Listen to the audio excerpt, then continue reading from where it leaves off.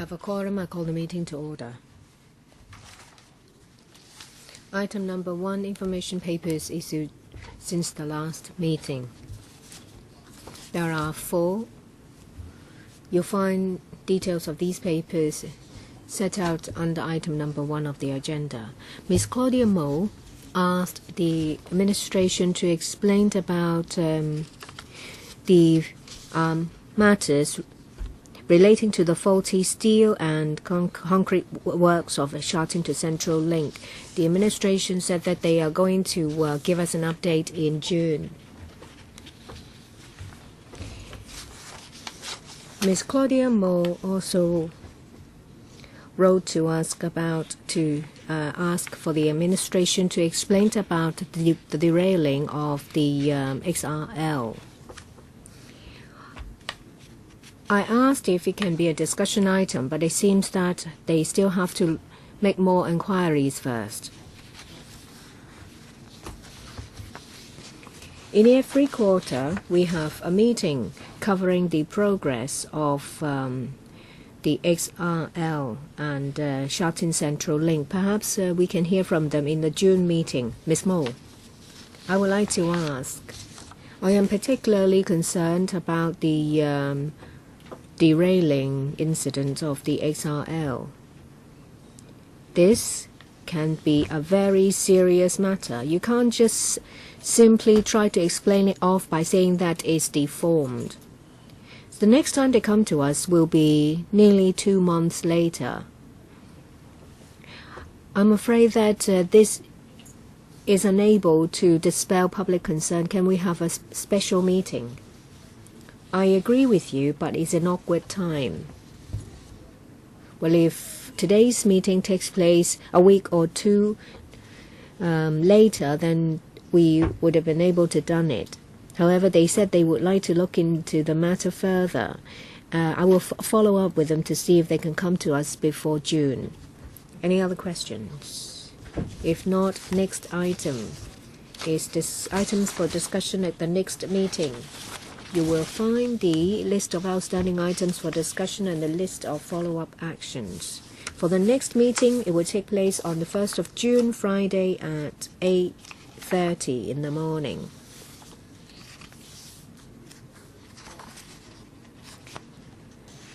Well, as I said, there will be the quarterly progress report on the XRL, Shatin Central Link, as well as the commissioning arrangements of the Hong Kong section of the XRL, which is a major part. Do you agree? Mr. Gary Fan. Just a question on the procedure. I agree with Ms. Mo. We do need a special meeting before June to discuss about the derailing incident of the XRL on the 3rd day of their trial. There is a lot of media concerned about the deforming of the breakwater structure of the artificial island of the Hong Kong-Zhuhai-Macau Bridge. We asked to meet the representative of the Hong Kong-Zhuhai-Macau Bridge Authority. We have received a reply from the administration, but it fails to satisfy me. I do think that for the panel on transport, there needs to be some follow-up action. The panel, together with the transport, the highways department, should conduct a site visit, and we should chase for a reply. We need a reply with diagrams and detailed explanation. I hear you very clearly. We deal with railway matters in relation to the repair of the railway track of the XRL. I'll follow up with the administration to see if they would like to give us a written reply. Let's give them a chance to give us a detailed reply on what happened and what measures they have taken afterwards. Before we decide, we whether we need a special meeting. In any event, we'll hear from them in June. Whether we have the special meeting or not, I'm sure that this will be mentioned in June. How are they going to deal with that bent track? Is it going to be abandoned? And they'll just use the remaining 3 tracks. In relation to the bridge, you have already sent a letter to the panel on transport. Let's see how they would like to follow it up. Any other questions? If not, we will go into item 3, manpower resources for railway services. Paper number CB bracket 4837/17 to 18 bracket 03 and 04.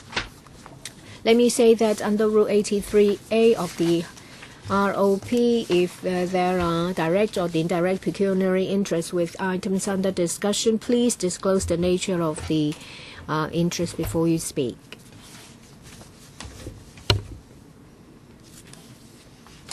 We will use the electronic system, so please just press the request to speak button.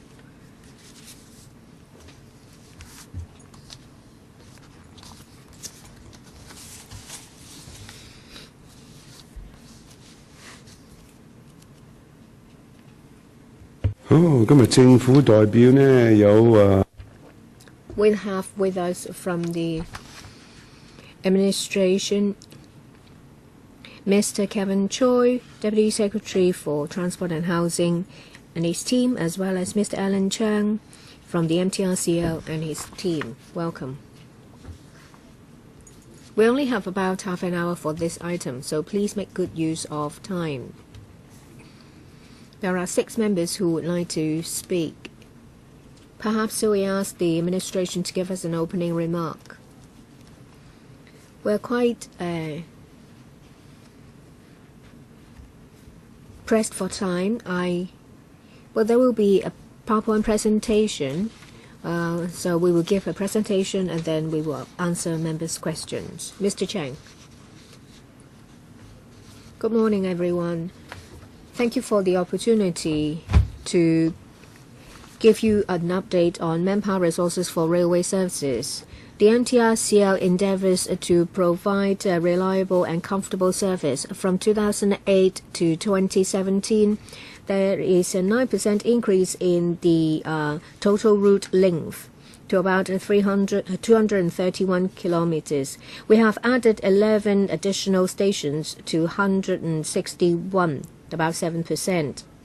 When it comes to total revenue car kilometers, which is the unit we all often use to refer to this, we have registered a 22% increase to about 330 million car kilometer per year. We continue to keep the passenger journeys timeliness at 99.9%. Every year, in order to maintain this, we have devoted a lot of resources on maintenance, repair, and replacement of all the facilities.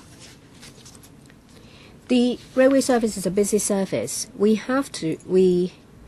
rely on our staff, particularly operating and maintenance frontline staff, to ensure that our service is safe and of high quality. In order to meet our operational needs, we constantly increase our manpower for railway services. When it comes to full-time operating staff, in 2008 to from 2008 to 2017, we have increased about 26%, about 90 people to 4,633. When it comes to maintenance staff, we have increased to about the number of staff to about 5,000 in 2017. That is about 34% increase. They are mainly responsible for the main system of our railway system.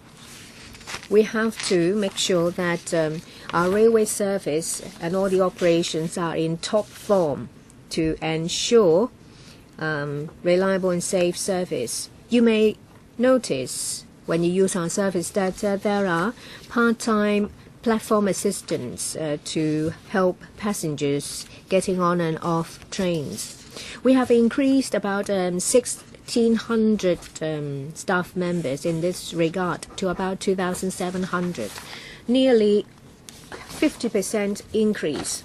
You can see that for full-time and part-time staff in the past decade, there has been an increase. We have about over 12,000, an increase of close to 45%.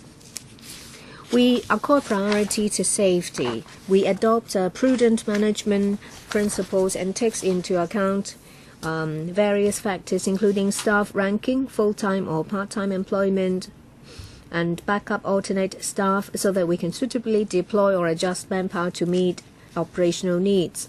In some situations, say for example for non-essential systems and its maintenance and repair, say maintenance of lifts and escalators, we have outsourced the maintenance of these to ensure cost effectiveness.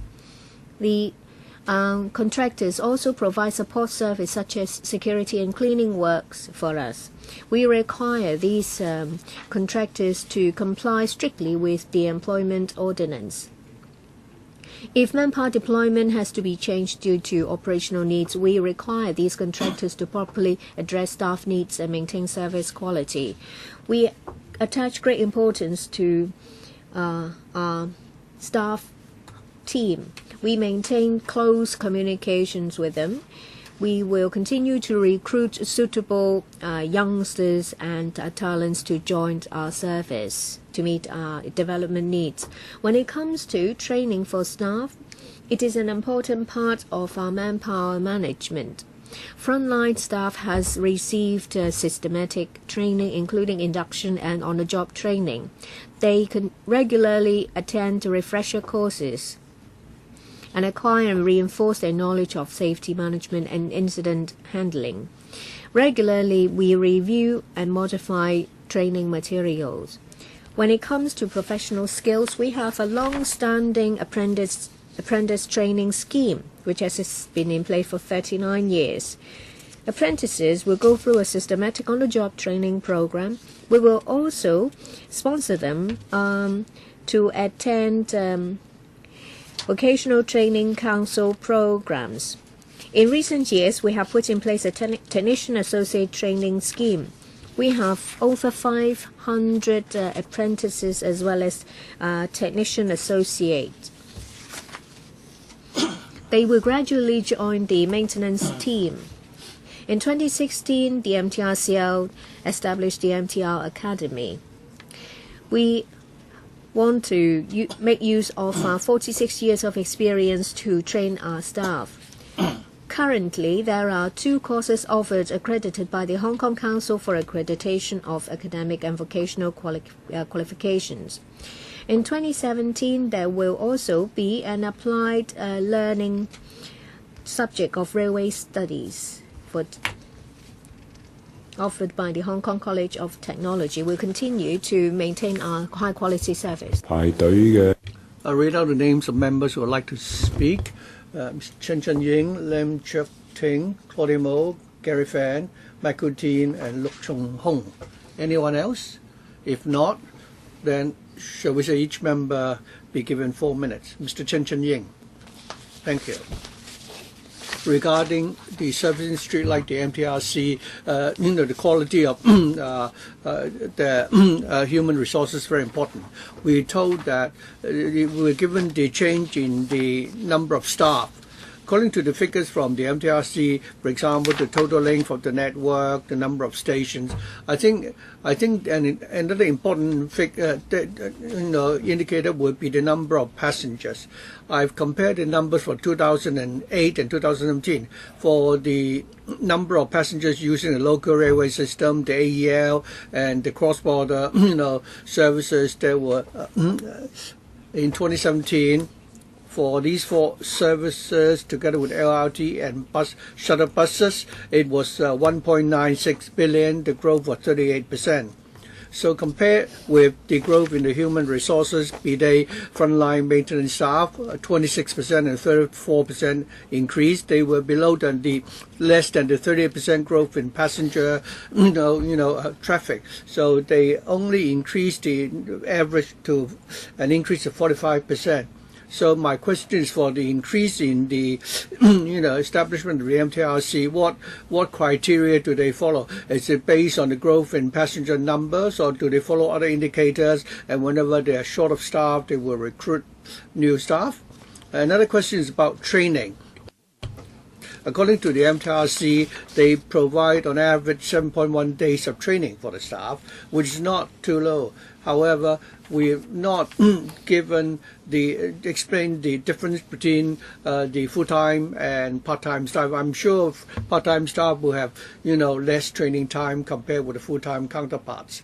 And in 2016, in February 2016, according to our electrical papers, of the 17,100 staff, 100 were working outside of Hong Kong, or 30 were deployed overseas.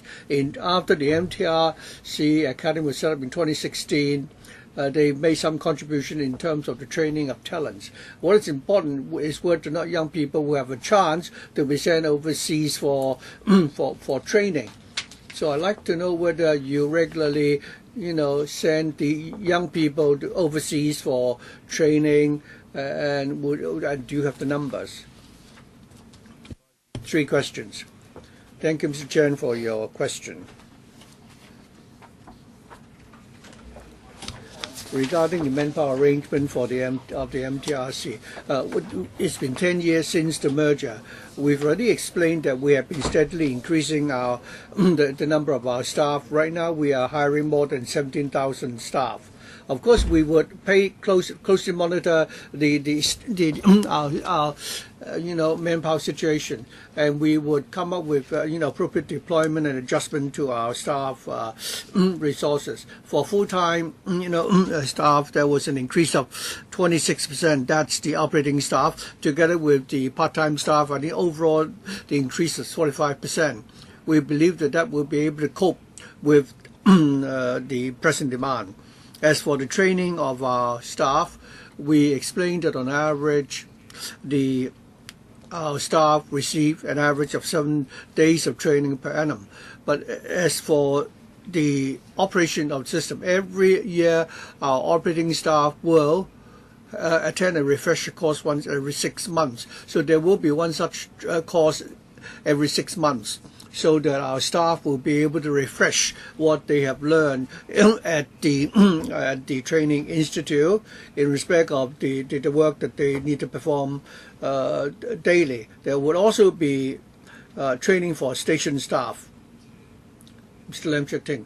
First of all, I'd like to thank all the MTRC staff for their professionalism and dedication, including your full-time and part-time staff, as well as the staff of your contractors who have provided for the people of Hong Kong a really quality service. I also hope, Chairman, that these staff will be given a reasonable package that can help retain talent for the corporation. I think you may need to explain further to us about your turnover rate and your policy in respect of how you can retain talent, whether these policies are effective. Many passengers are also concerned that last year you have a profit of 16 billion, up more than 60%. This year you're proposing to increase salaries, the fares by 3.4%. Given your huge amount of profits, can the MTRC improve the package or the salaries of the staff, and also freeze the rate of fare increase? Last year it was 1.49%. If we disregard that, I think the fare should only be increased by 1.6%. I think that can help relieve the burden on the part of the passengers. At the same time, you have enough resources to improve the remuneration of your staff. Before they respond, I hope members understand that as the Select Committee on Railway Matters, I think as for matters relating to MTR fares, they should be dealt with by the panel. But yeah, I think now that since I understand that we are discussing manpower resources, and that is also linked to the question of the remuneration of staff. Let me first of all answer the question regarding our staff turnover. All along, the turnover rate has stayed at a very low level, only a few percentage points. Is it 1 or 9%? It's about 2 to 3%. Thank you.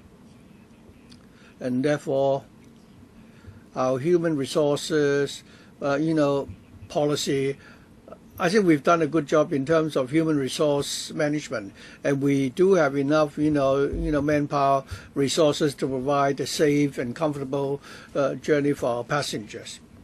We also have a long-standing salary review mechanism, which is actually set after consulting our staff, in order to ensure that the salaries offer can, can follow the market trend. We also look at the market conditions and the contribution from staff before we would adjust salaries in order that we can retain talent. What about fares? You don't intend to comment on that? Thank you, Mr. Lam. Thank you. As the chairman said, this is not on the agenda today, but I'm sure you understand that our FAM is actually a mechanism we have agreed with the government. As for the fare adjustment for this year, perhaps questions relating to this question, we can, discuss that at the panel meeting. I understand that during the peak hours, you have many platform assistants helping to maintain order, but at the junction station, it's always, busy, and you have many people, peddling, parallel import goods, traveling to and fro in that station. I heard the MTRC told us about their manpower situation, and they say they would put their priority on railway safety. So I'd like to ask a question regarding the testing of the XRL train and the derailing incident when the train passed through a bend, and that some of the steel bars were actually deformed. I wonder whether I'd like to know whether you can do better. Of course, the metal bar was deformed. Shouldn't you have observed that before, because XRL will be commissioned soon. So what is your how do you propose to allocate resources for that? How many additional staff do you plan to recruit? The incident which happened last Wednesday, I think during the press briefing we already, explained that that section of the rail of the track there was a bend, and we are investigating now as to whether or not that bend was subject to additional pressure from the train. We also were concerned. We're still doing the investigation, which you would like to conclude as soon as possible, so that we can provide an account for the government. Well, of course, you are now conducting an investigation. I think, are you saying that it had been difficult for you to observe the track was deformed through observation by the naked eye? So, are you saying that you didn't have any preventive mechanism before? Because this could be an incident could easily, become a major disaster. We have a long-standing inspection mechanism for our tracks, and we're now looking into whether or not we're looking into the incident. We don't see any particular connection at the moment, but we will ensure that we will do better. Thank you, Ms. Mo, for your question regarding manpower deployment. In order to tie in with the commissioner of the XRL in the third quarter, we are already starting to recruit staff and train our new recruits to ensure that we have sufficient people to deal with the advanced preparatory work. We have already arranged for some, XRL trained captains. How many people have you hired for the purpose of the XRL commissioner? We have recruited close to 300 trade operating staff. But for such a system, we need several hundred. You can't even tell us what is the shortfall. Chairman, I think I would also like to ask follow-up question. What is the total number you plan to recruit? If you intend to hire 300 odd staff, how much would it cost? I don't have the figures offhand, but by the third quarter there should be 600 to 700 people, operating the XRL, system, including supporting staff. So the maximum will be 700, and you wouldn't exceed that number. That should be so, because what ranks are you referring to? Would the most senior staff be those on your management? It would be the operating director. The MTRC has been making more than $10 billion every year, but they have been steadily increasing their fares, and because of that we have expectations of your service. The MTRC always maintained that the journey on time has always been 99%. In the past, it was 99.9%. You carry 4.83 million passengers times 265 days plus 0.1%. That is the number of people affected by trains not being punctual. We are talking about 17 million passengers are affected every year. Every day, close to 50,000 passengers are affected due to your various technical or other delays due to technical and other reasons. Of course, I appreciate the dedication and professionalism of your frontline staff, but I would like to know whether or not you are deploying enough human resources and also whether you're doing a professional job. And that's why in the electoral paper and in paragraph 13 to 15 of your paper,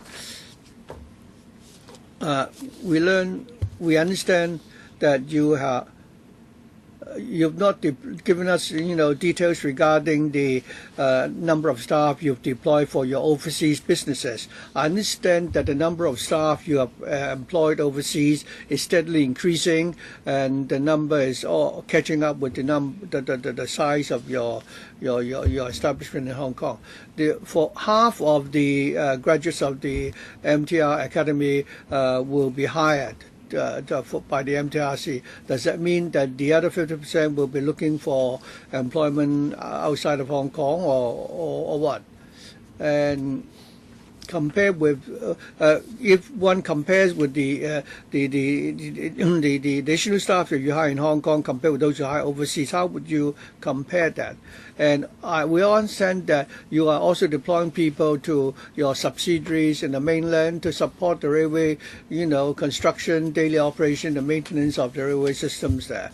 Could the MTRC explain to this select committee or provide to us more detailed breakdowns covering those areas? Mr. Wong, thank you for the question. Well, the MTRCL always focuses on local services or local business. Well, when it comes to development of our service, we will ensure that local business will not be affected. We have adopted an approach by setting up subsidiary companies in overseas countries as well as joint ventures to manage overseas affairs, and they will identify and recruit manpower to construct as well as operate these businesses. We have recruited about 10,500 people to operate these train services. Members asked about training. For the first DSE,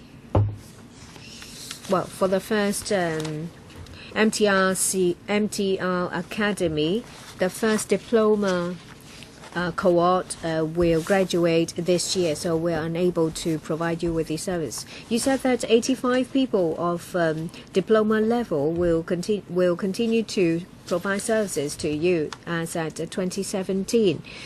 Does it include people you have recruited overseas who have joined the MTR Academy? Half of the people who are studying our diploma courses are our own staff. I think your time's almost up. Next is myself.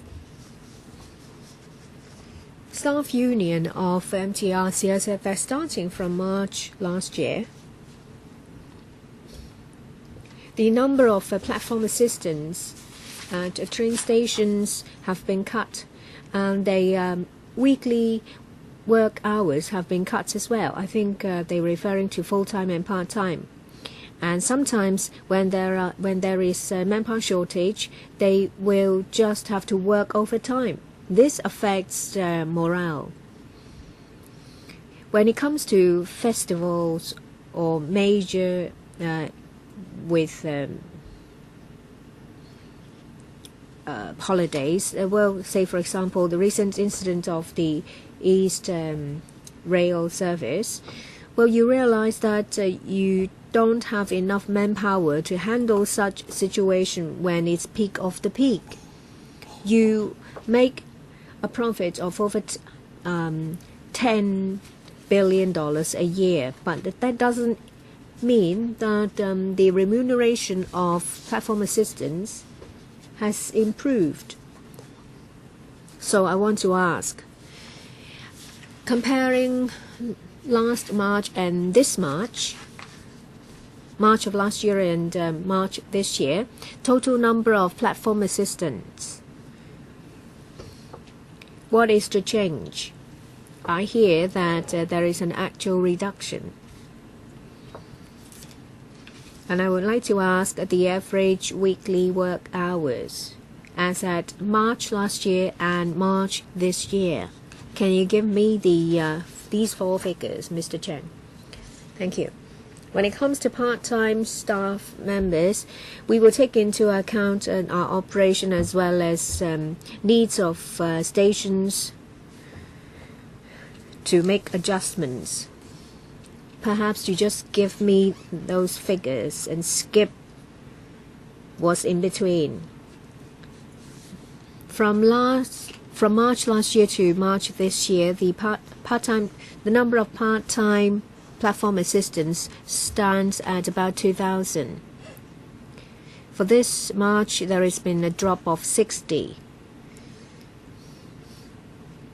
Because of the South Island line as well as the Kwun Tong extension. Give me the figures first and I will ask supplementary questions. What about number of work hours? On average, 40 to 50 hours a month. No, I was asking for an average weekly hours March last year and March this year. Well, I have worked out the average. Yes, average. March last year and March this year. Part-time staff, average number of work hours is about 48. No, I want the figure of last year and that of this year. Last year is 47 hours. This year is 44 hours. So it has dropped from 47 to 44. So total number of platform assistants has dropped by 3%. 60 over 2,000, and the number of work hours has dropped by about 8%. 3 divided by 47. So it's about 13% altogether. So there is a reduction of 13% of manpower with additional 13 platforms. How do you explain that? Because, well, the perception, I'd say, is rather poor. Well, I was going to say in my second part that we have reviewed our manpower situation between March last year and this March. For South Island Line and Kwun Tong Line extension, well, you admit that there is a drop of 13% of total man hours, but you're trying to explain that there is no need. That's why there has been a cut. Let's see what next year is going to be. Mr. Michael, look, I declare that I am a voluntary executive officer of a staff union of MTRCL. This year, the MTRCL has made a profit of $16 billion. For MTR staff, the MTRCL is actually Scrooge. They are so mean to staff members. The management gives us very good-looking figures, saying that there has been an increase in manpower, but it's only for part-timers. It means that there is not enough full-time staff. For KMB, let me give you an example. They have changed the pay structure. They have added bonus to the basic salary, 15,000. For train captains, the basic salary is just about 14,000. A bus driver is only 12,000. Let me go back a bit. Before the merger, there was a G50 grade paying about 20,000. After the merger, for G40 grade, it's only about 14,000. And there is no pay scale to reflect seniority. You said that there is a low wastage. I would like to ask, wastage for new recruits, how high is it? Because we're told by staff union that it is rather high. They realize that well, they have some new members, but shortly afterwards they leave. By new recruits, I mean those who have worked for under 2 or 3 years. Do you have the figure? Average to percent, do you have the figure for new recruits? I don't have that information, but I would like to say that for the overall situation of we have recruited over 100%. I will ensure that we will maintain sufficient staff to provide a reliable and safe service. Well, for the 100%, I think is somewhat inflated, because there are people who have gone on training courses or on vacation leave. So they can't use that to say that there is sufficient manpower. And if you are to maintain high quality service over a long time, of course it's expected by the public. Every day there are 5 million passenger trips. So even a small percentage point means a lot of people are affected. Well, let me talk about the seniority. You have to try to retain experienced staff members, especially when it comes to maintenance and repair, because with experience they are quicker in the identification of error, or they will be quicker in finishing the job.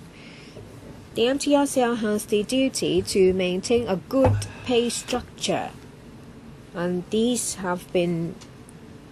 requests have been made by staff union. First, to substantially increase pay, and to introduce a system to reflect seniority.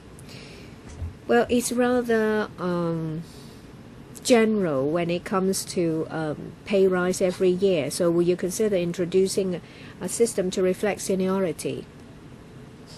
I don't know if they can answer you off the top of their heads. That is the requests. These are the requests of the staff union. Can you give us a reply now? Well, we have a well-established consultation mechanism, and we talk to staff members.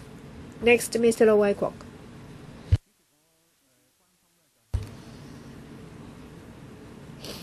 The MTRCL explained that there is the MTR Academy set up in 2016.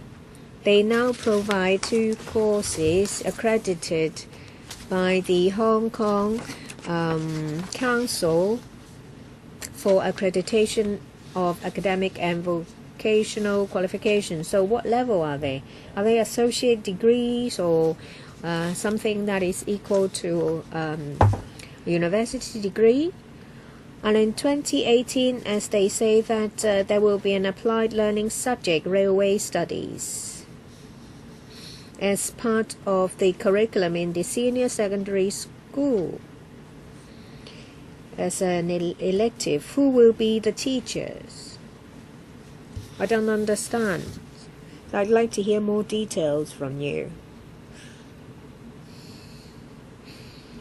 I do hope that, well, I think it's a merit that you provide resources to train talents in the long run.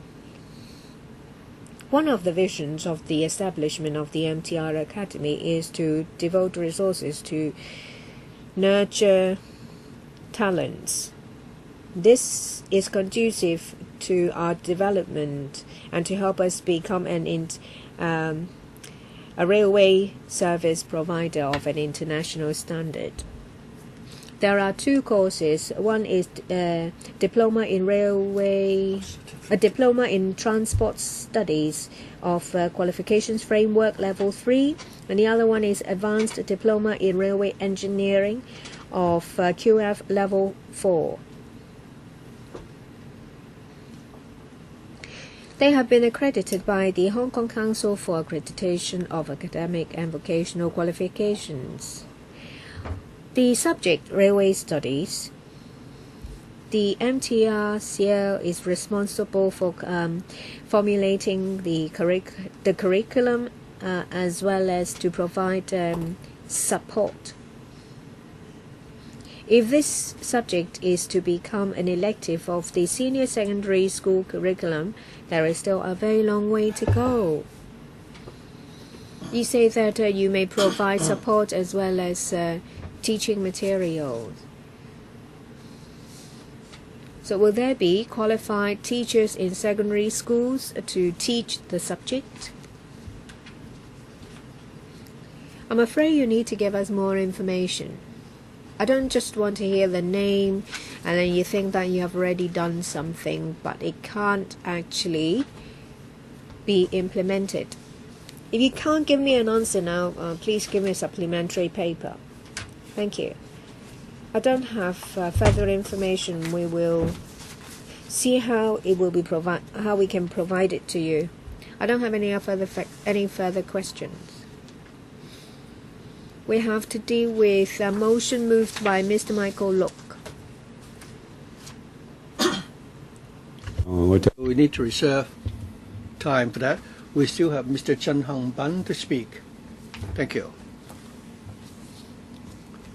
According to the figures provided by the MTRC, that is there was a growth of increase in 144 part-time staff, mainly responsible for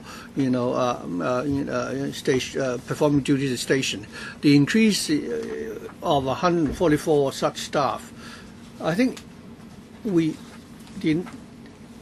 of the staff working at stations are part-time staff in recent years, and in the event of any emergencies, very often we see on television that the MTR staff are simply, caught by surprise, and when the passengers made inquiries, they didn't know how to answer and didn't know how to cope with the situation. On contingency preparedness, you say there are 320 staff who will go to the front line to assist. So you're deploying people from the back office to help out, and you also hire part-time staff at the stations to cope with the situation when an incident happens. And I think this is exactly why many members of the public are criticizing the MTRC for not being able to cope with incidents. You are mainly relying on part-time staff and back office staff to cope with the emergencies. Would that really be appropriate? I'd like to ask whether you really need to hire so many part-time staff. Couldn't you convert them into full-time contract staff so that when you need to cope with emergency situations, you would be able to do better?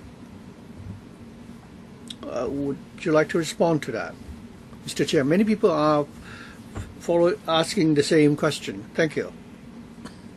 Actually, the corporation has always been paying attention to our, operation staff deployment. Whether we hire a full-time, part-time staff, or I think after we've conducted a review, we will deploy our staff resources accordingly.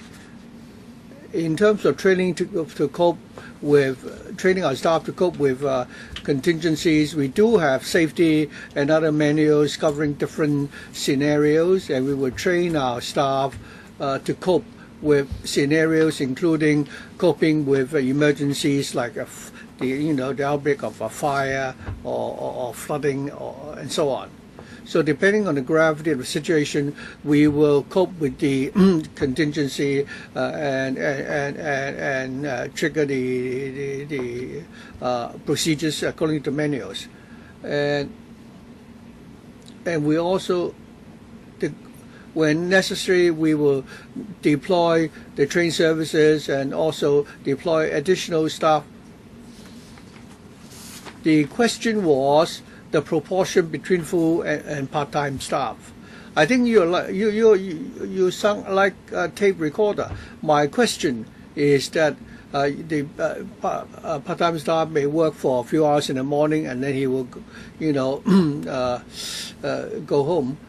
Now, when there's an emergency, even if you have trained these part-time staff, if you don't have any sense of belonging, with the company, and when there are emergency situations, would they really be able to work in a dedicated manner to cope with the emergencies? So I think the situation in your stations is the reason why we are seeing the confusion. So I think you may not be able to answer the question today, so please go back and think about this and give us a clear answer. So I've received two motions moved by members. Would any member like to go for a second round of the question? Mr. Look would like to ask a follow-up question. Are there anyone else who would like to ask a second question? Okay, go ahead. I'll give you 2 minutes. Chairman, I think the corporation has to answer the question regarding the wastage rate or the attrition rate of new staff who have joined the company for no more than 3 years. And secondly, we've received many complaints from the trade unions. The corporation doesn't offer overtime pay for the staff. The bus companies do. Sometimes, in some cases, the corporation owes the staff many overtime hours.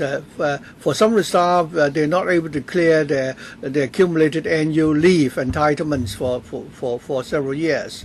And this goes to show that your salaries are not attractive. You're not, hiring enough people, so your staff will not be able to even take leave. The Competition Commission published a report yesterday saying in respect of the employment market. The Commission pointed out that if employers are suspected to exchange information among themselves and collectively suppress the wage level for people working in a certain industry, this might breach the competition ordinance. In the pay mechanism of the MTRC, you make reference of the pay offered by 28 other companies. Would that be a breach of the competition ordinance? So everybody, in other words, is watching the market. If the other companies don't raise the salaries, the MTRC will not. I think what you need to respond. If you want a response, you have to stop now. I think you should, sincerely talk to the trade union and listen to the aspirations regarding improvements in pay. In arranging our frontline staff working overtime, we do offer overtime allowances. Well, it can't be helped that sometimes there are incidents and our staff would need to cope and to carry out inspection and maintenance work. And the company all along has been, closely monitoring the workload of our staff. Okay, I think we'll need to deal with the motions because we have already overrun the lot already. I have received two motions. The first one is moved by Mr. Luk Chun Hong, and the one moved by Gary Fan. There are two parts.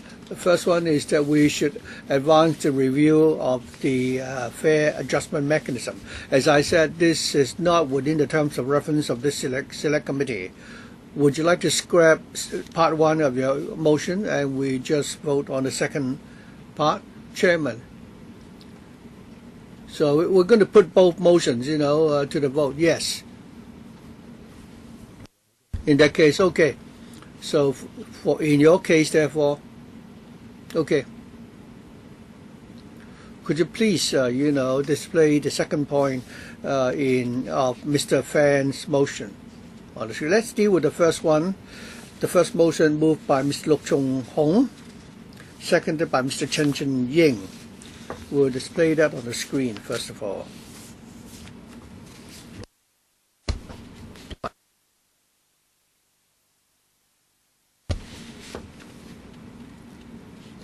Mr. Luk, could you read out your motion?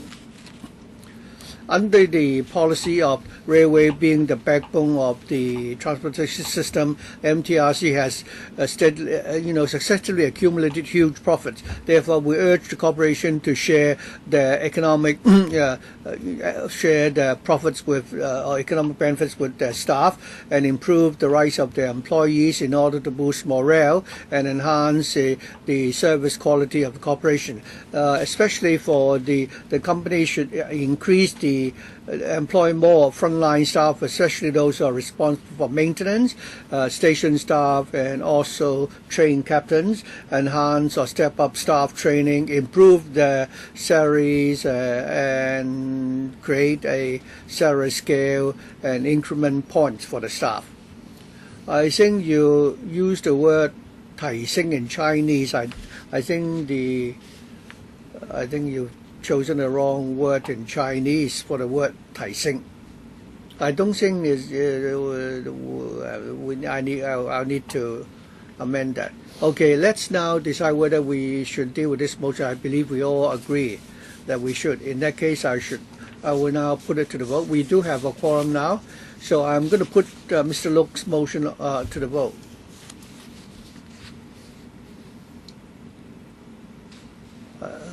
Okay, we can simply have a show of hands. Those in favor, those against, abstention. I believe more than half of members present are in favor. So the motion is therefore carried. The next motion is the one moved by Mr. Gary Fan. Chairman. I have added one more point to my motion, to replace the original point number 1 in our motion. Could you read it out? Yes.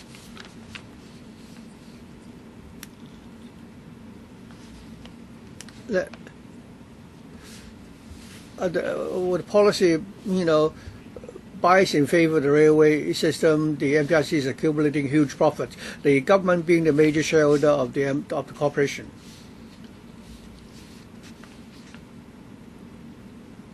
So just read it out. I don't have a record. I just scribbled it out and I've given it to you. In that case, I'll read it out for you. We request the corporation should improve the signal system, improve train frequency, and to minimize the possibility of incidents happening. And then we go to the second point. We demand that the MTRC must improve the terms of the frontline staff in order to improve morale and improve the quality of train service, including, for example, hiring more frontline staff, especially maintenance and station staff, step up staff training, improve staff salaries, provide for salary scale and increment points, and so on. So the second point here will replace the original first point number 1.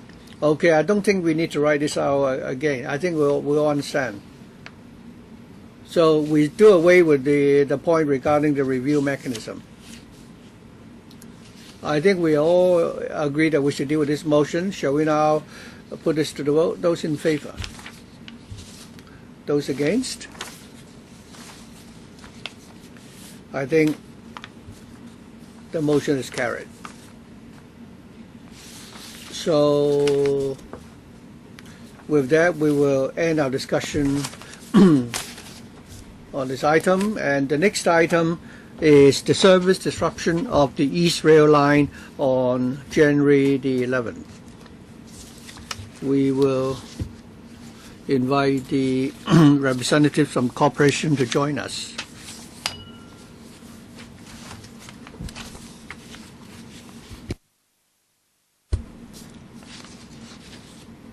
I think we have all received the paper 837, 1718, 1718, bracket 05 and 06. I think we are waiting for Mr. Eddie Lau, the operations director. Mr. Chen, you will stay on. You're just switching your position. Right. We have the same team from government, and we have Mr. Eddie Lau, operating director from operations director from the MTRC, joining us. Welcome, Mr. Lau. Please take a seat. Any opening remarks on the part of the administration? Well, I'll be brief, Chairman. I think I would invite Mr. Lau and Dr. Lee to tell us about the findings of the investigation. The investigation report has been given to the administration and has been published. Mr. Lau. Good morning, everyone. On the 11th of January this year, in the morning, along the East Rail Line, EAL, there is a failure of the operations system. As a result, there was suspension of the service. We express our sincere apology to the public. Over the past 3 months, we have worked very hard to identify the cause as well as to map out improvement measures. Well, for the improvement measures, first we have asked independent signaling experts to participate in our investigation. On the 12th of March, after we have completed the investigation, we have submitted a report to the government. We have replaced the problematic software to ensure that the problem is eliminated. We have heard comments from members of the public and legislators in relation to our arrangements on that day. So we have conducted a review on passenger arrangements as well as the dissemination of information. We will shortly supplement more information to the work that are in progress. I now defer to Dr. Tony Lee, Chief of Operations Engineer, to give you information about the cause of the problem this time as well as our improvement measures. Thank you. As stated in the report with the signaling experts, the main problem of this incident is a software problem. Let me explain. We have two separate systems. That is the train control system as well as the automatic train protection system and the solid state interlocking system. They serve different functions. TCS, the train control system, is responsible for service arrangement and train dispatch. That is the system involved during the incident. The ATP, automatic train protection system, and SSI system, solid state interlocking system, ensure safety of train operation by keeping safe distances. This one has been working normally. And we also have the master server as well as the slave server. Where there are problems with the master server, there will be automatic switch to slave server. If there are problems with both the master and the slave servers, then manually our staff member will switch to fallback server. On the day, there was an unstable situation with the master server as well as the slave server. So our maintenance staff switched to fallback server manually. After conducting investigation with signaling system experts, we identified that the cause of this problem is because of a hidden software coding error in the TCS software module. In the past 5 years, with an increasing number of traffic regulation data, a coding error was triggered when a specific train regulation command was entered. As a result, there is an invalid message generated, which halted the master server. I would like to say that during the recovery procedure, the ATP system and the SSS system were operating normally to ensure safety of train operation. And this is nothing to do with the signaling upgrade work. We propose the following improvement measures targeting that software problem. We have downloaded a new software patch to eliminate the coding error problem. The fallback system is isolated from the TCS so that we can more quickly start the recovery procedure manually. We will monitor the system as well as software round the clock. Where there are problems, should there be problems, we will be able to take swift action. We will also increase the frequency of software restarting in non-traffic hours to enhance stability. Thank you. I'll now move on to our response procedure. I would like to say a few things. In the case of incidents, we provide free shuttle bus service to orderly move passengers from stations where there is a problem and to take them to other stations. When there is suspension of train service, we would like to help passengers to use other modes of transport to continue their journey. We also lose no time to disseminate information of our train service via different channels so the passengers can make alternative arrangements. And during the time of the incident, we will also increase manpower to help passengers, say for example to give advice to passengers to use feeder services as well as other modes of transport.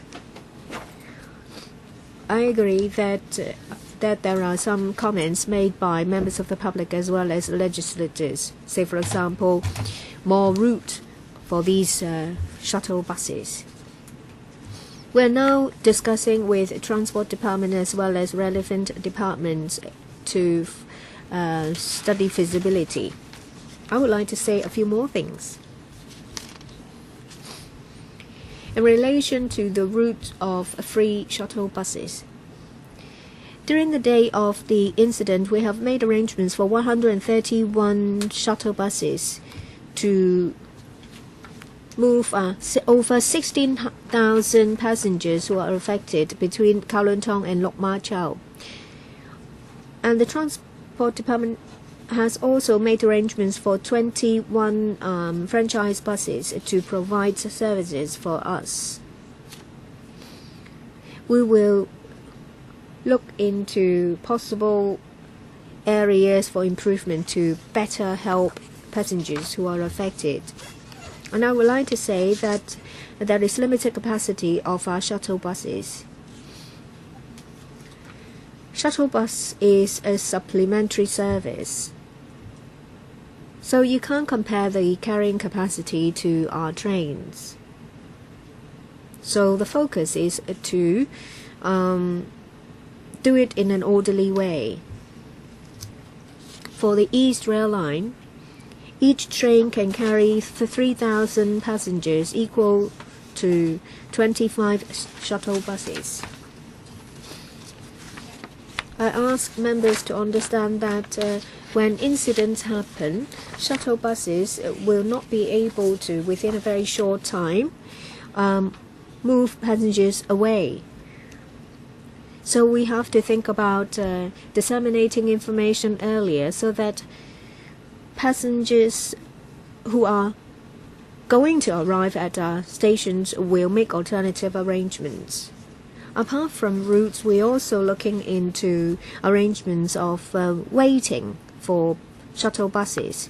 Say, for example, how to help passengers more at the loading and unloading points. Say, for example, at the same stop, there may be 2 or 3 routes.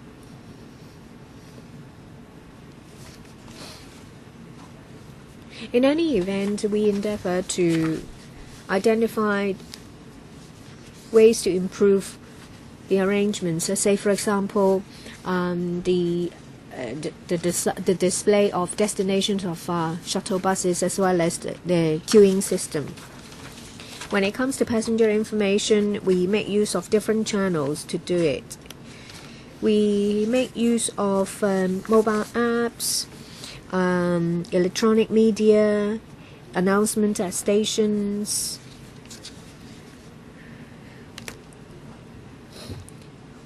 Passengers who are at the station, inside our train compartments, or on their way will be updated with the latest information.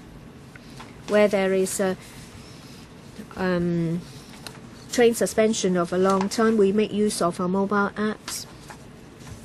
And we have also put in place an additional service, say red or green light. Apart from providing information of shuttle buses, we have put in a hyperlink with a city mapper in smartphone app so that passengers will get comprehensive information, including routes of minibuses via our app. We will see if this can be improved any further so that passengers will be kept posted.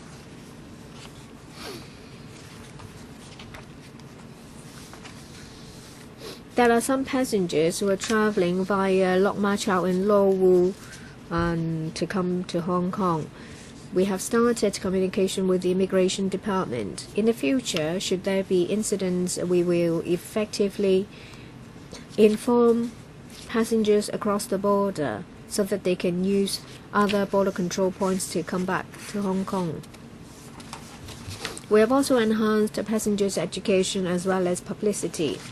We appeal to passengers that during times of railway suspension, especially when trains are approaching, they have to listen to instructions of the Operations Control Center. They should not enter the tracks to ensure safety of themselves and others, and that of others.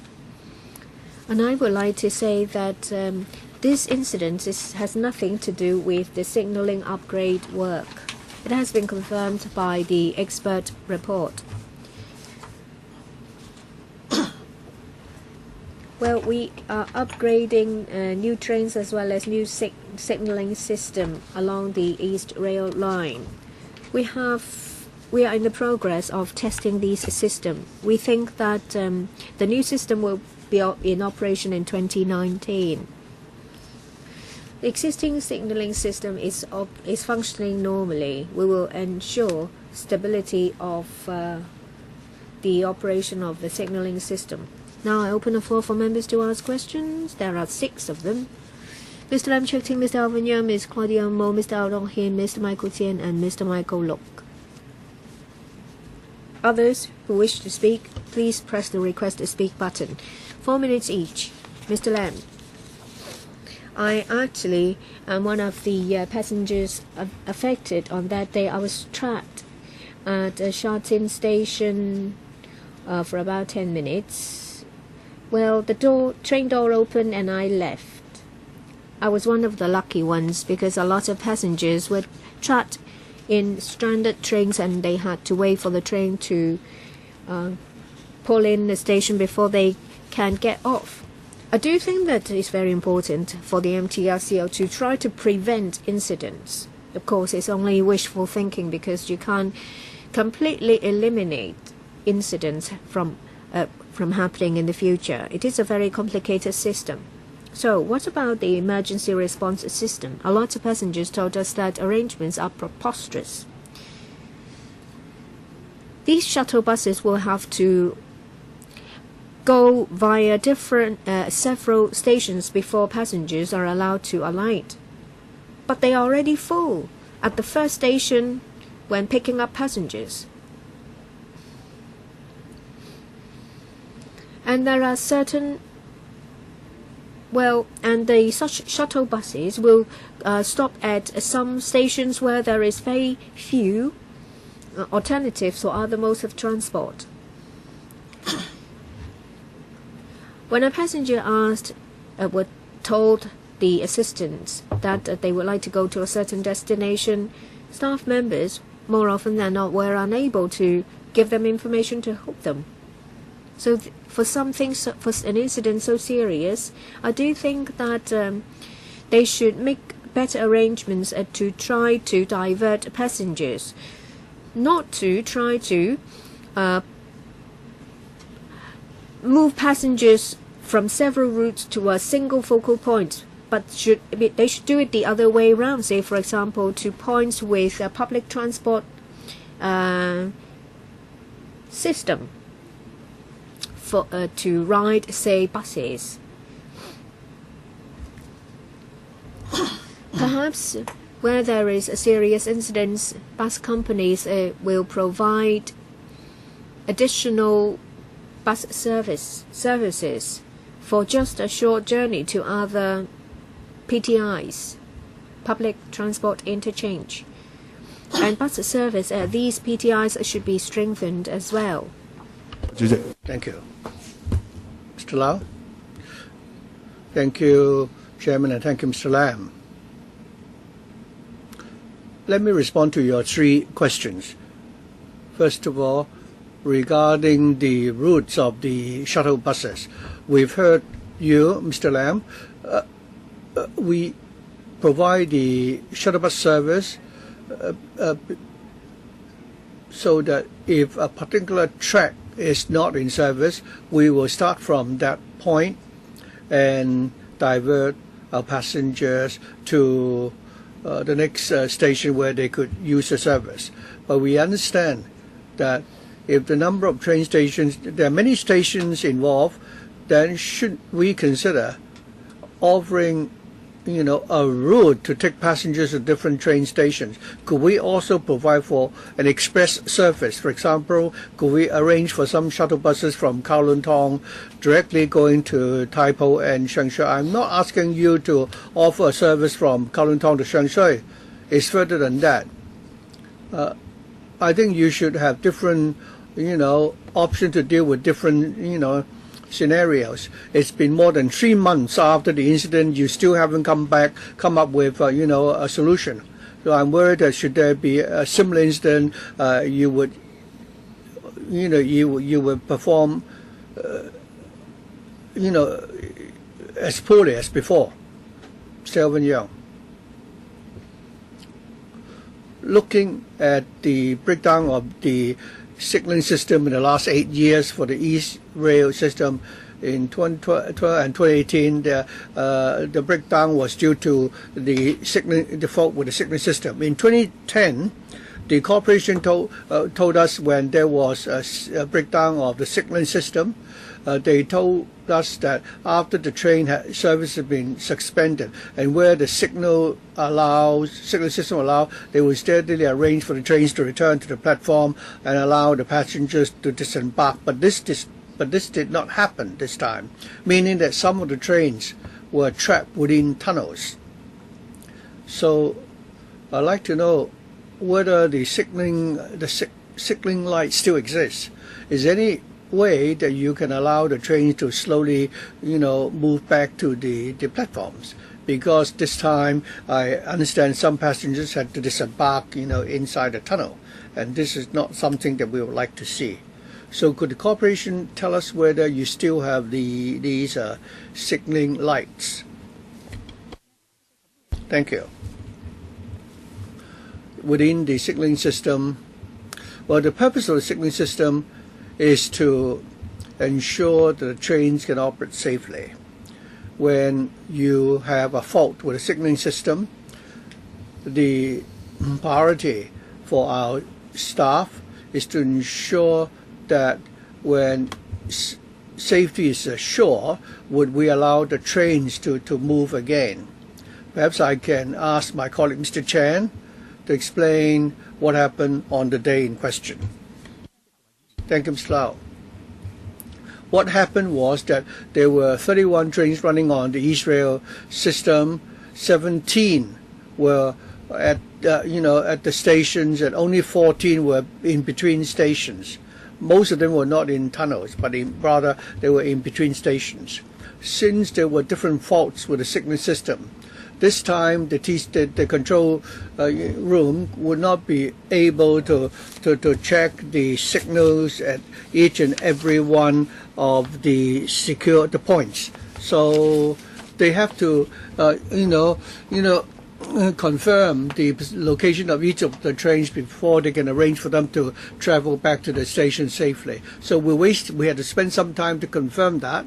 As the member pointed out, if you are trapped within the train compartment, I think we will need to go through all the safety procedures before the train could move back to the station. Well, that was rather technical, but I like to put it in layman terms. Does it mean that technically when it is possible you can allow the trains to move back to the platform? And that is true even now today. Some trains did not go back to the station because there was not enough time for you to confirm that, and that's why some passengers disembark before the trains return to the station. Well, I think the priority is to ensure safety, and to do that, other than ensuring that the tracks are clear, but we would also need to secure the points to see that otherwise there would be an impact on safety. We heard that some passengers actually went onto the tracks, and in this respect we have to step up our publicity. The trains were safe on the day in question. It was safe for passengers to stay inside the cars. Station staff were arranging for the trains to go back to the station. Therefore, we don't encourage passengers to open the doors and move onto the tracks. Well, when you are trapped for 50 minutes within the train compartment, you would suffocate. Would that be safe? I think they've heard you, Mr. Young. Ms. Mo. You are a train operator. You should understand that each train compartment is enclosed. and some people are claustrophobic.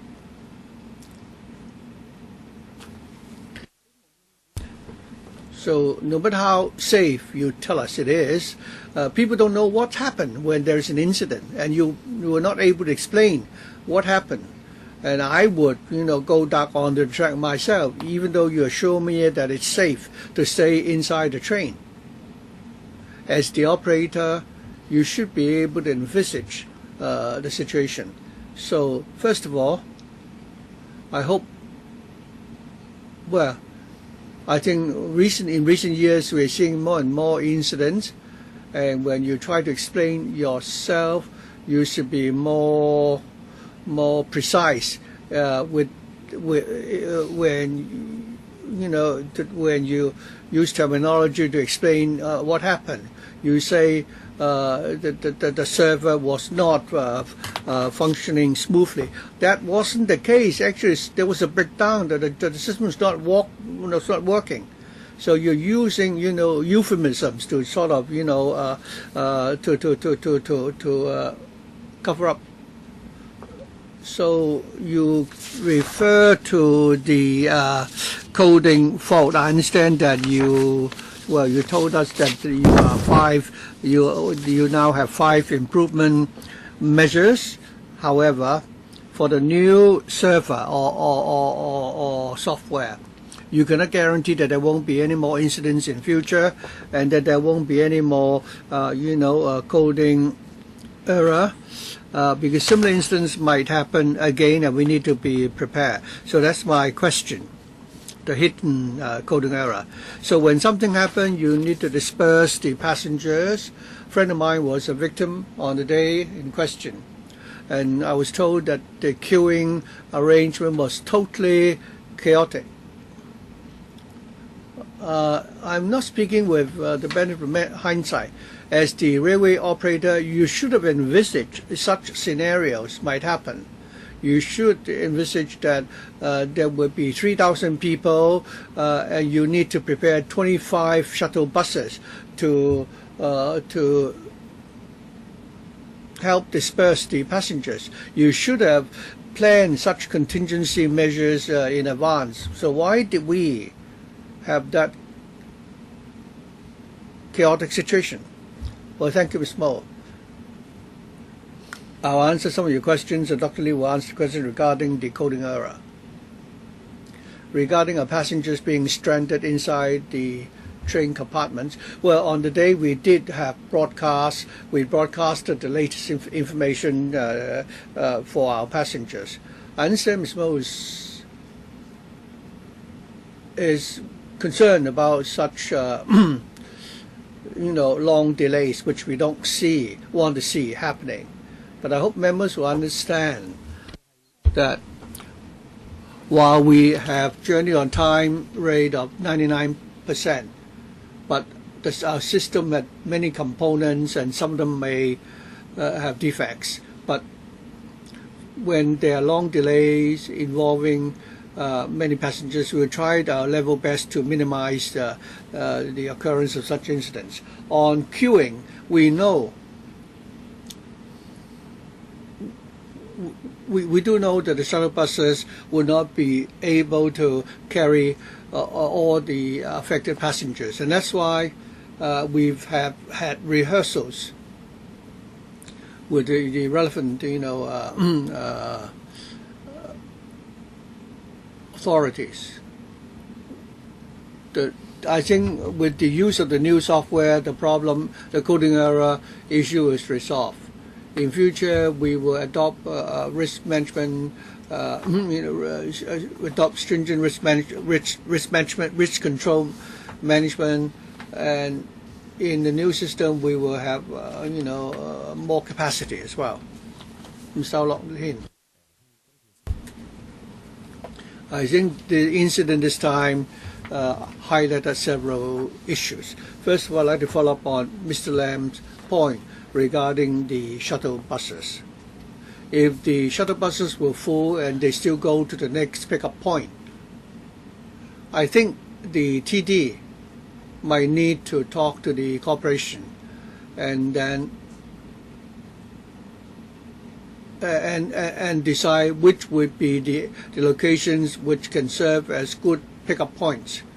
If I were the affected passenger, I would take the shuttle bus to Kowloon Tong because I would go to NTEs. I would rather transit to another form of transport rather than board the shuttle buses.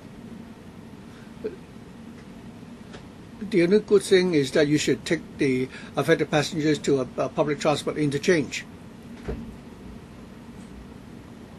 So your professionally trained staff should do that. But as far as this incident is concerned, you do have the relevant information. For example, how long and how many passengers were stranded. There were 14 trains involved. How many passengers took the shuttle buses? You need such information before you could improve, right? Thank you, Mr. Ao. As I reported earlier, regarding the route and the boarding and alighting arrangement for the shuttle buses, we certainly conduct a review. As to whether we'll take the shuttle buses to the PTIs, we'll certainly take this up with the TD. Regarding the second data, I've already explained earlier. Of course, we have the relevant numbers to help us decide how we can do better. On the day in question, we deploy 131 shuttle buses carrying 16,400 affected passengers, and the TD and the other franchise bus companies have step up the service involving 21 bus routes. As to the enhanced service provided by those bus companies, I don't have the information. But if you do have the information, please provide them to us and the TD. If you don't have such information, well, that can't be helped. My other question is that according to your investigation report, para 2.4, and you say that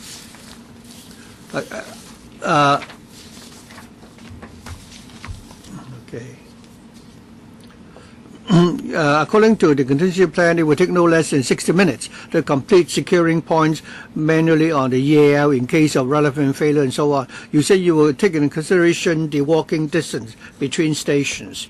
If the walking stations will require an hour, so do we need the passengers to walk from one station to another? Along the railway system, there might be places in between where people can exit. I think you need to be mindful of your time, Mr. Ao. Some passengers have disembarked from the trains, and some of your staff will need to work on the track. So could you let release some of the passengers in between the stations? As far as the contingency is concerned, we will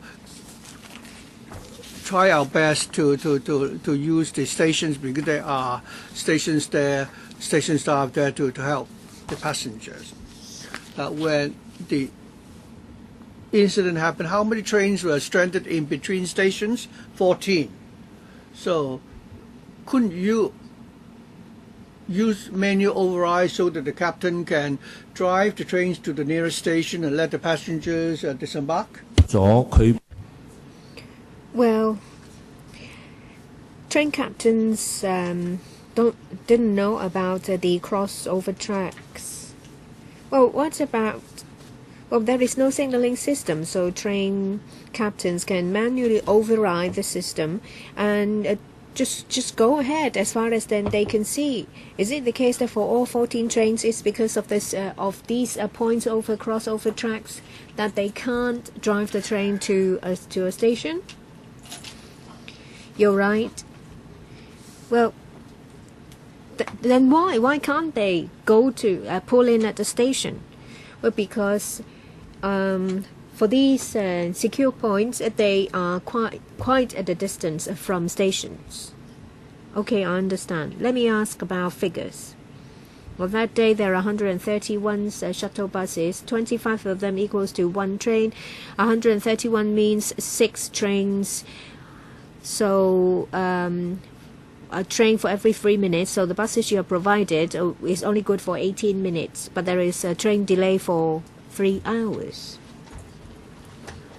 So when there is a complete suspension of the entire train line, then 131 buses is not enough.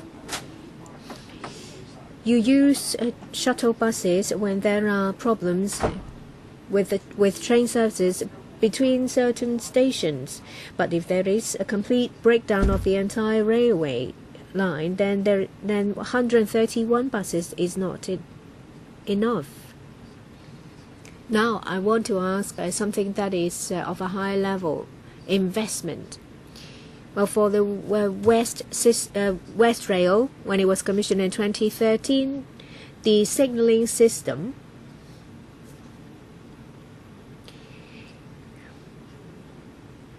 does not rely on a central system. They have isolated system for different sections. So the 2003 West Rail system is better. After the merger, say for example in between 2003 and 2018, you can see that if you can use the sectional signaling system, it will be better than a centralized system. Why did you not make the investment in the past 10 years? Well, you have used about $3 billion to upgrade the signaling system. There shouldn't be any coding errors. And in the future, there can be sectional operation instead of relying on a central system. When you identify new technologies to greatly reduce delays, can't you take it to the board to ask them to give you $100 million or so to invest in this new technology? What about a culture of investment? For CBTC of the West Rail, yes, they allow sectional operation. We seized the opportunity of a Shatin Central Line to replace the signaling system, so CBTC will be used. What about a culture of investment? We keep in view technological advancement and use it as far as possible. But the replacement of a system is rather complicated. It's only about 500 million. A lot of people differ. Mr. Michael, look, paragraph 9 of the paper. It says that because there is a hidden software coding error in the TCS software module, and that is a result of continuous growth of traffic regulation data processed. The East Rail is so busy that it will cause an error in your computer system. You say that it has been rectified. But I can say that it shows that the East Rail has reached its capacity. Will the MTRCL consider East Rail 2, that is from Kutong to Nam Cheong, or other options? Because over 1 million people rely on the East Rail, which is a very old system. When something breaks down, it paralyzes the entire East Rail. Will you conduct advanced studies on, say for example, East Rail 2?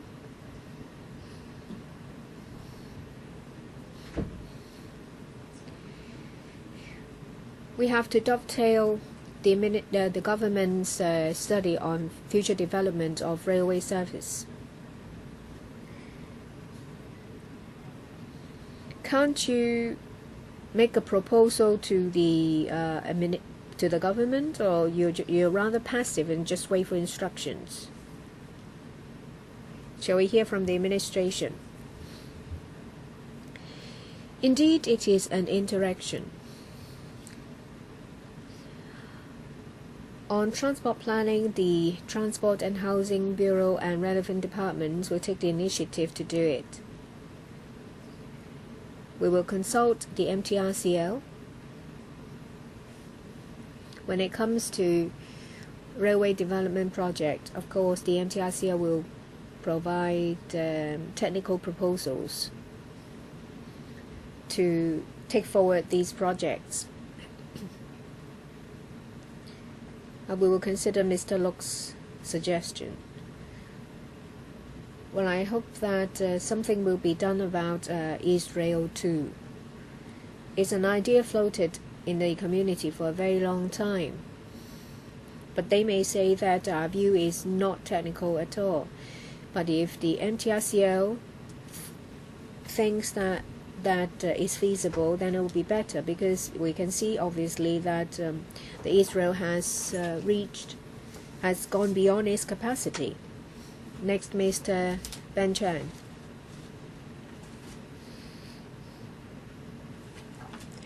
I have read your investigation report. I think you have missed some points. In your conclusion, you did not say anything about improving free shuttle bus service. At 9:12, something happened. And I do think that Hong Kong people are of high quality. Well, it was 38 minutes past when the first batch of passengers couldn't wait and got onto the track. And the second batch did so after 1 hour and 18 minutes. So they've waited for half an hour and over an hour without any response. That's why they went onto the track. It was 10:21 when train services resumed.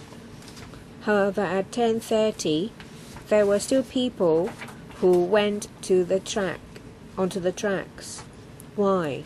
Is it because that the information of service resumption has not reached train captains or passengers,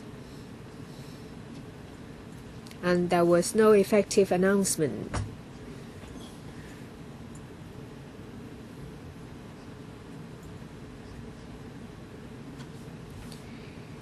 We expect a reply for each and every detail. How come that when train service resumed at 10:21, people still went onto the track at 10:30? Can we hear from the director?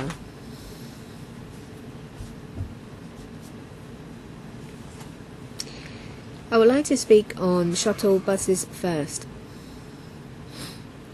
We have reviewed the situation. As we've said that we have conducted a review. We will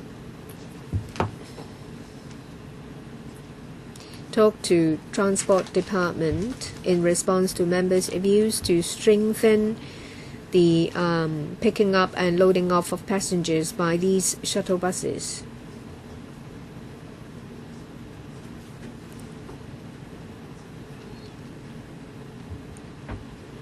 There is geographical constraint when it comes to finding space to pick up, load, and let off passengers, and for shuttle buses to queue.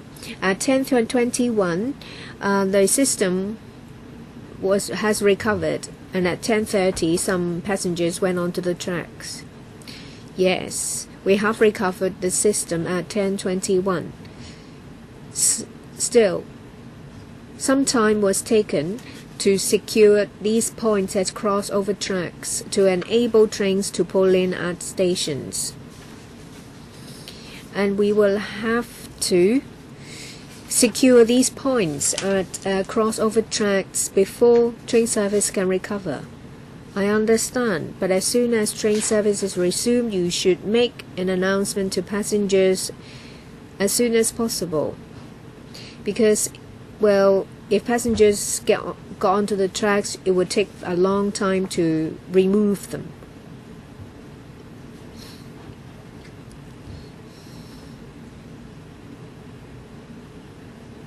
There was no effective communication of information. As a result, many hours was taken.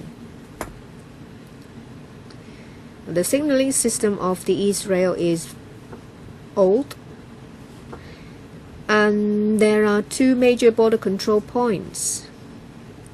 So the Northern Link as well as the Shatin-Chunwan line should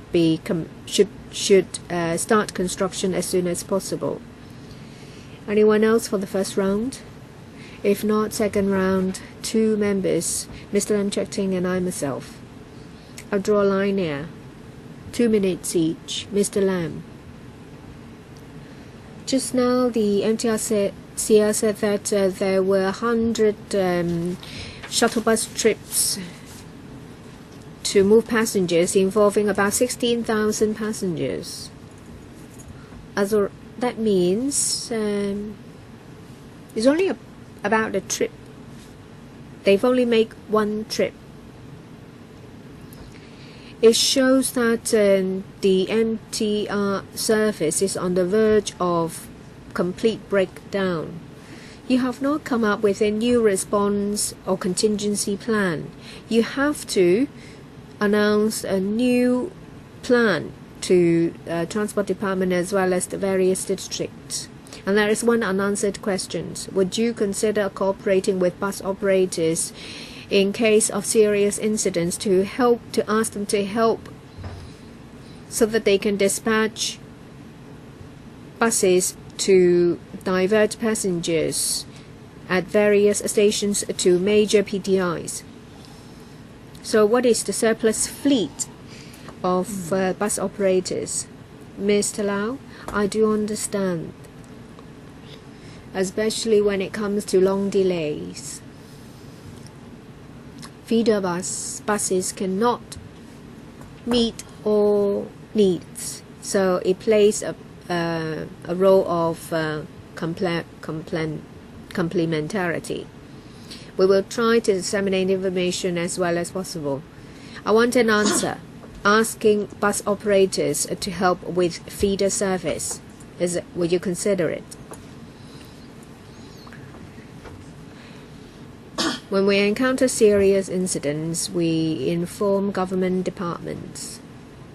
We're aware that the Transport Department will... No, that's not what I was saying. You know full well what I was saying. You ask bus operators to provide buses to dispatch buses to move passengers to other PTIs. The Transport Department, under the current mechanism, will ask franchise buses.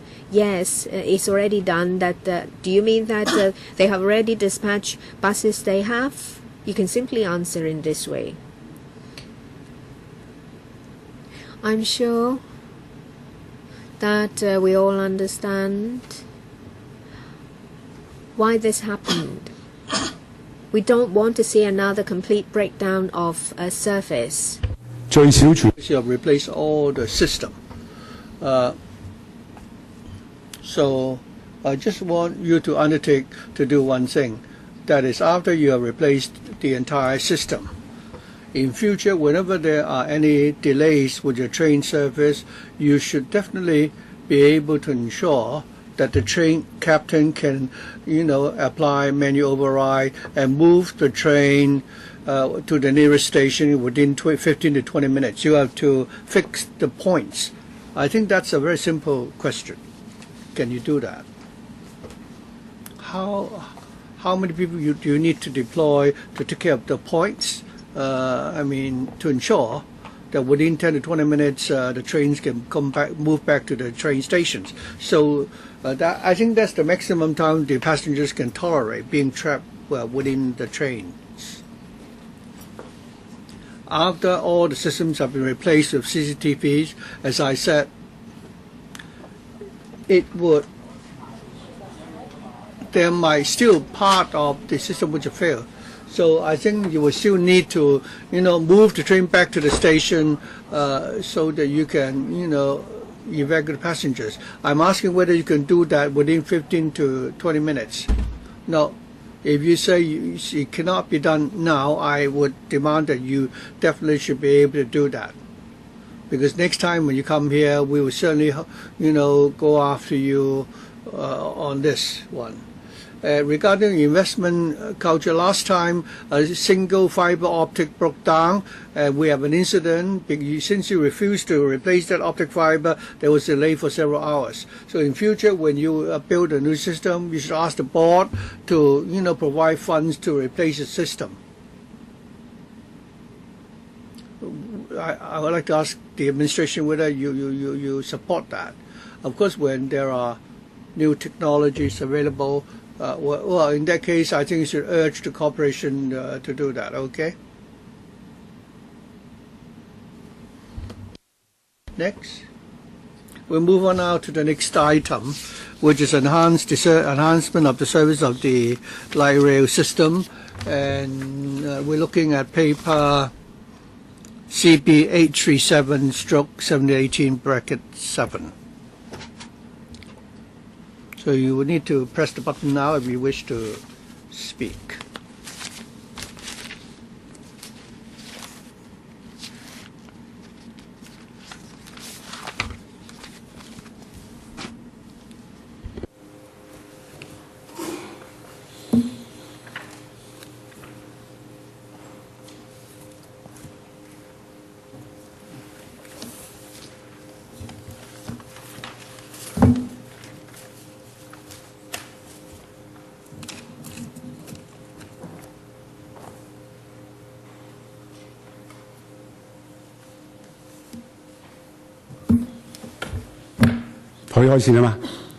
Start. Administration. Thank you. It's the 30th anniversary of the LRT this year. We have witnessed the development of Northwest NT. Today, the LRT carries around 500,000 commuters every day. In the last 10 years, there have been about 30% increase in the number of passengers carried, and also from 2017, I think it has now increased to 11 million or kilometers. We run about 3,000 trains every day. We will continue to commit more resources to improve the LRT facilities and service, including improving the platform environment, providing barrier-free facilities for passengers, and to improve the passenger information display. Since 2016, we approved contract totaling $700 million to procure 140 new trains. 40 new trains. 30 will be used to replace the existing LRVs, and another 10 will be used to expand the fleet. And the new trains will be expected to put into service progressively from 2019 to 2023. Since I think where possible, we will also widen the platform facilities. If you refer to the photo, you'll find that we have recently retrofitted some of the platforms at Tai Tong and so on. Also, in the last few years, we have, for example, in Yuen Long Station and Ching Yu Cheng, we have provided for more exits for the convenience of our passengers. Besides all these stations, we also have other measures to expand the capacity of these stations, starting with the platform assistance. Since compared with 2020, we have now have 90 more platform assistants to help our passengers. Along the whole network, we have about 300 platform assistants helping our passengers. And where possible, we have also increased the number of couple set LRVs and improve frequency. Other than that, on our platforms, we have renovated some of the facilities so that we can, provide more room. For example, the 2-in-1 ticket vending machine and the new passenger information system, and also we have 1,000 of the fare deduction processors and inquiry processors.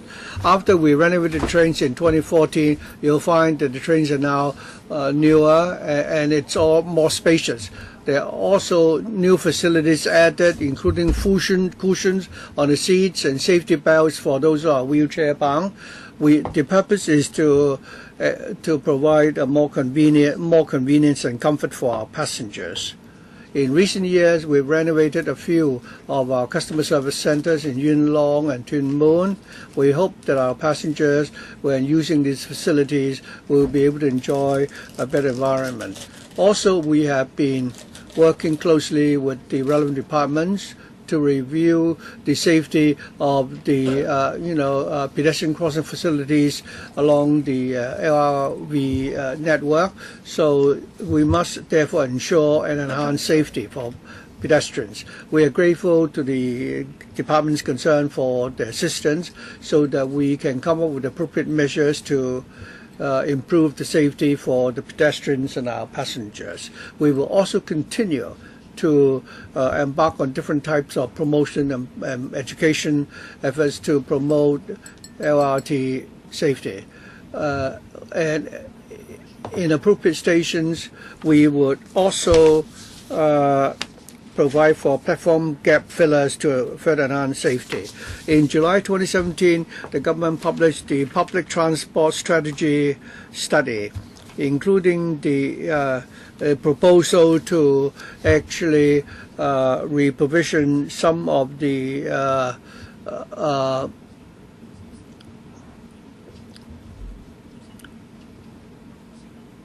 routes. The purpose of that is to improve on our frequency so that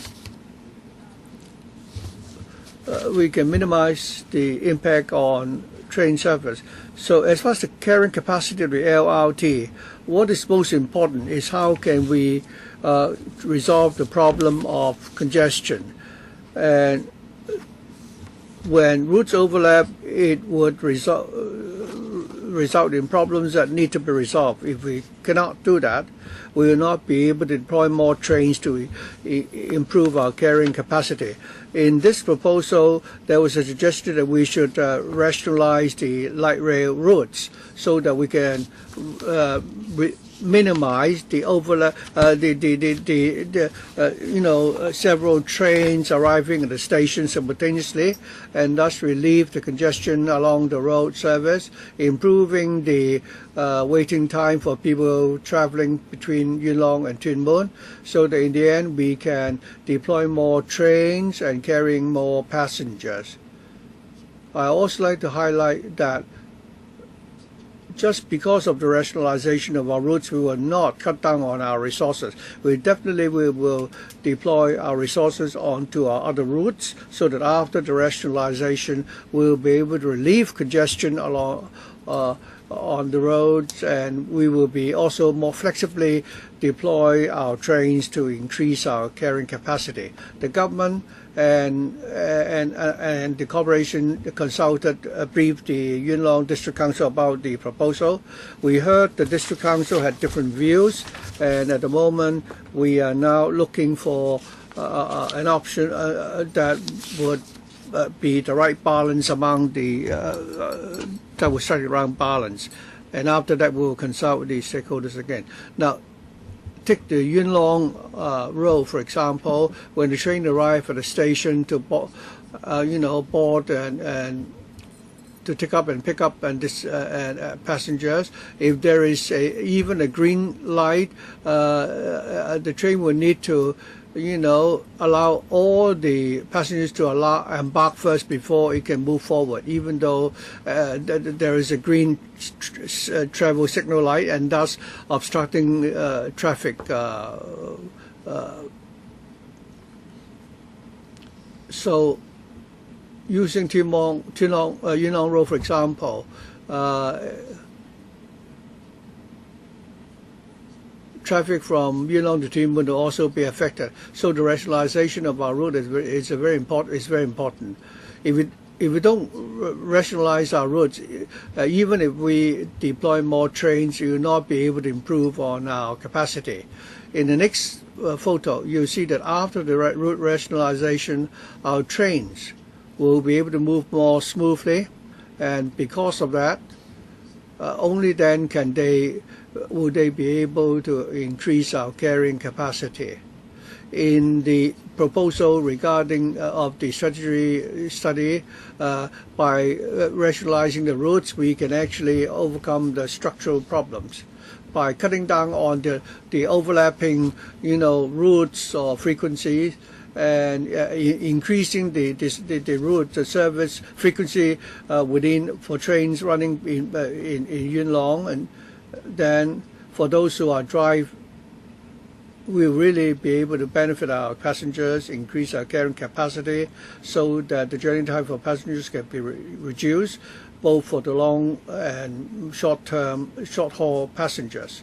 Our 10 new trains will be deployed from 2019 to 2023, and to ensure that they can operate efficiently and to prevent the overlapping of certain frequencies. We hope that our proposed rationalization will have the support of the community. 6 members would like to speak. We don't have enough time, so I now declare that the meeting will be extended by 15 minutes. Mr. Luk Chung Hong, 4 minutes. Thank you. My first question is actually a request for numbers. According to the corporation, from 2008 until now, passengers have increased by about 30%. Number of cars, 116, is increased to 134. In your paper, you gave us 2 numbers. In paragraph 3, we're told that there were 134 trains, but on the following page, the number is 140.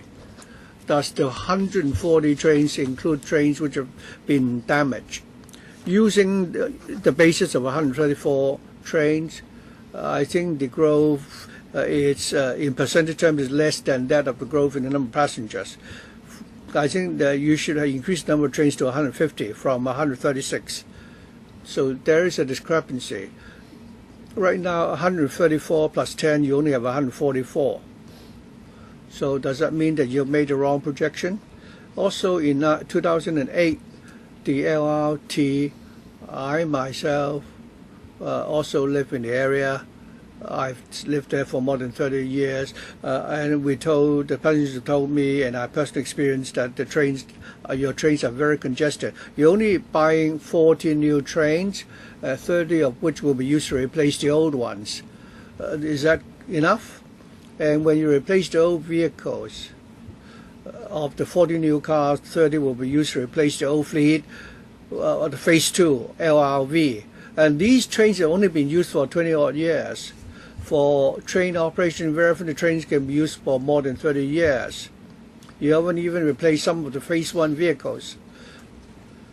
Of course, safety is most important, but is there an urgency to replace all 30 of these LRVs, or are there some of these trains which are still in good condition and can still be used for a longer period? You may add it to 144 vehicles, but still that is not enough. People ask for more routes. Say, for example, Tin Shui Wai, there was one route cancelled, 761, going to Yunlong. And they now want a new 761 from Tin Yat via the Wetland Park and Tin Shui Wai East to Yuen Long. I'm not going to go into details of the various requests.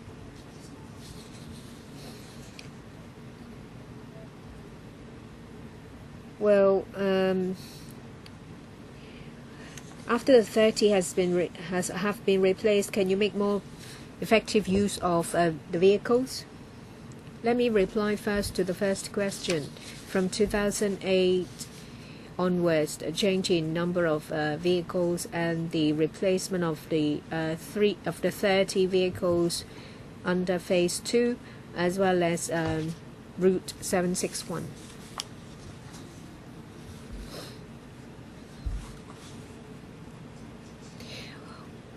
We closely monitor patronage and formulate plans.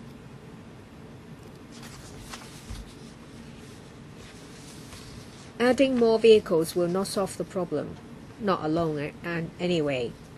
There are a lot of junctions causing congestions. So the first thing is to resolve congestion problems before we can increase the number of LRVs. The 30 under Phase 2, when the asset reaches a certain performance level, we will take into account the future performance as well as the lifespan in order to decide whether to replace it or not. A decision was made to replace these vehicles because it was a better decision. In short, these 30 can't be used anymore, right? So what about the two different figures? So 136 or 140? Perhaps I would defer to Mr. Cheng. Thank you, Mr. Look. We have 140 LRVs.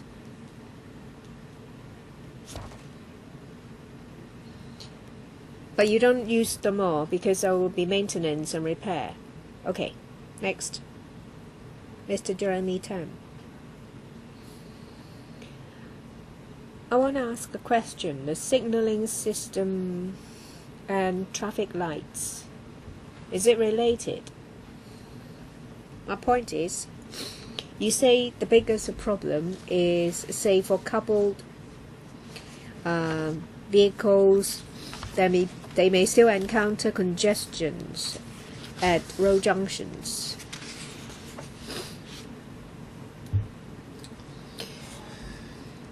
So at junctions of light rail and other road transport, is priority given to the light rail, or is it mixed?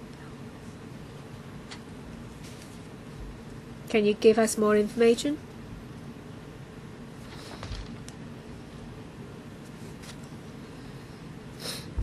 At certain junctions, light rail has priority. I will defer to Mr. Cheng. Thank you.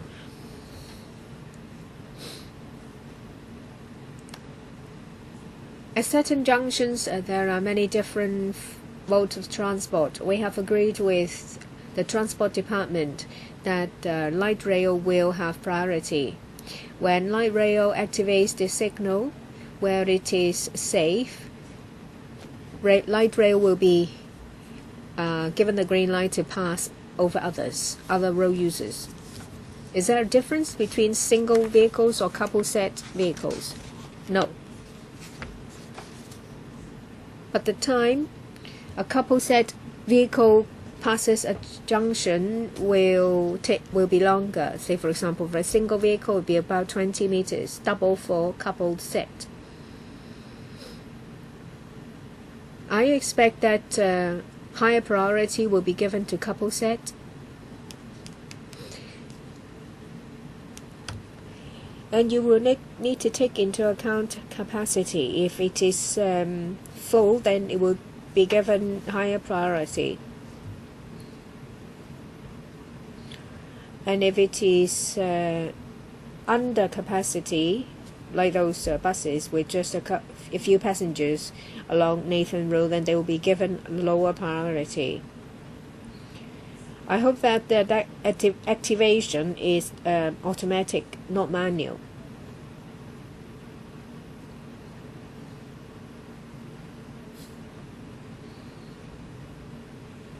Instead of agreeing with the Transport Department about individual junctions, should you not look at the entire system, covering traffic lights, your signaling systems, different time slots?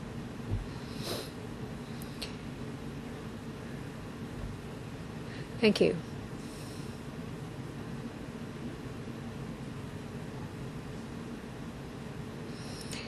Light rail shares road space with other road users, vehicles and pedestrians. Of course, please go straight to the question. So we have to take everything into account. If all priority is given to light rail or couples, that other road users will be affected. I have spent some time to explain my question. I meant just a review. Maybe you ask a consultant to do that. I am aware of different users, pedestrian, other road, other vehicles, light rail. What I meant was, how do you link it with your system? Try to find an overall solution for better management. I believe that you will have to spend money for a higher effectiveness. Next is I myself. I don't know how many years I've been following up on light rail, perhaps back in the times when I was chairman of MTR. Well, light rail is white elephant project of a very low efficiency. Perhaps it was an invention of the Brits for remote areas with a very low population. The design itself is not suitable for Hong Kong, where it is a densely populated area. It's something that is too wasteful to leave, but you can't get anything out of.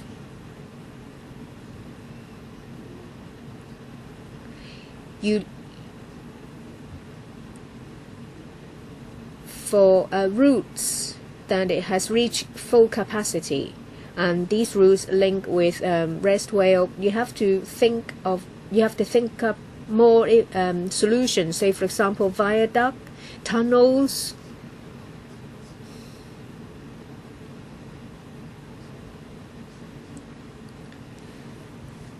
Say, for example, as an express line to link these highly used routes to the rest rail. Next, I would like to say that there are only 3 routes with couple set vehicles during peak hours, 9 without. There are only 8 critical junctions. If the government can solve the problem for the 8 junctions, light rail, what about light rail not having to use the junction, say for example on a viaduct or a tunnel? Passing all these junctions, then these 9 routes can use couple set vehicles. Is that right?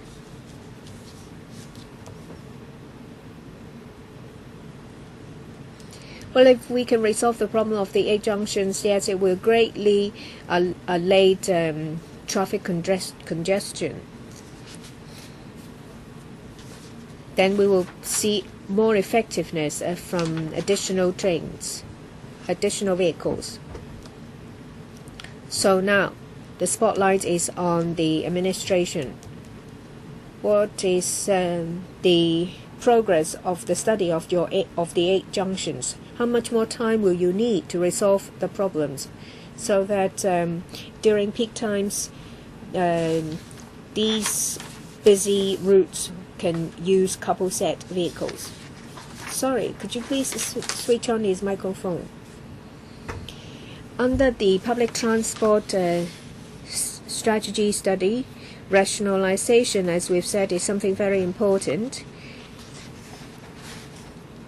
We have also included medium and long-term measures. I don't want to hear long-term, it can be 50 years. So for the 8 junctions, do you have a timetable? Well, MTRCL said that if you resolve the problem of the 8 junctions, then during peak hours they can use couple set vehicles. It's technically difficult. We have a timetable. We hope that within this year we will start. When can you finish your work? We need to ask the Highways Department to conduct a feasibility study. So within this year you can tell us the timetable for the 8 junctions. We need to first wait for the feasibility study. In which month can you come back to us? As soon as possible. Okay, next, Mr. Eddie Ju. I have 3 questions. The MTR said that they will procure 49 trains, 30 will be replaced under phase 2, and that's the best decision. What do you mean? From the perspective of shareholders or passengers? Well, because by 2023 there will only be an additional 10 vehicles. It's a very small number. That's my first question. We have 610, 614, 615. That will be rationalized. 610 goes to Yuen Long to Tuen Mun via Tuen Mun Hospital. That is the only route.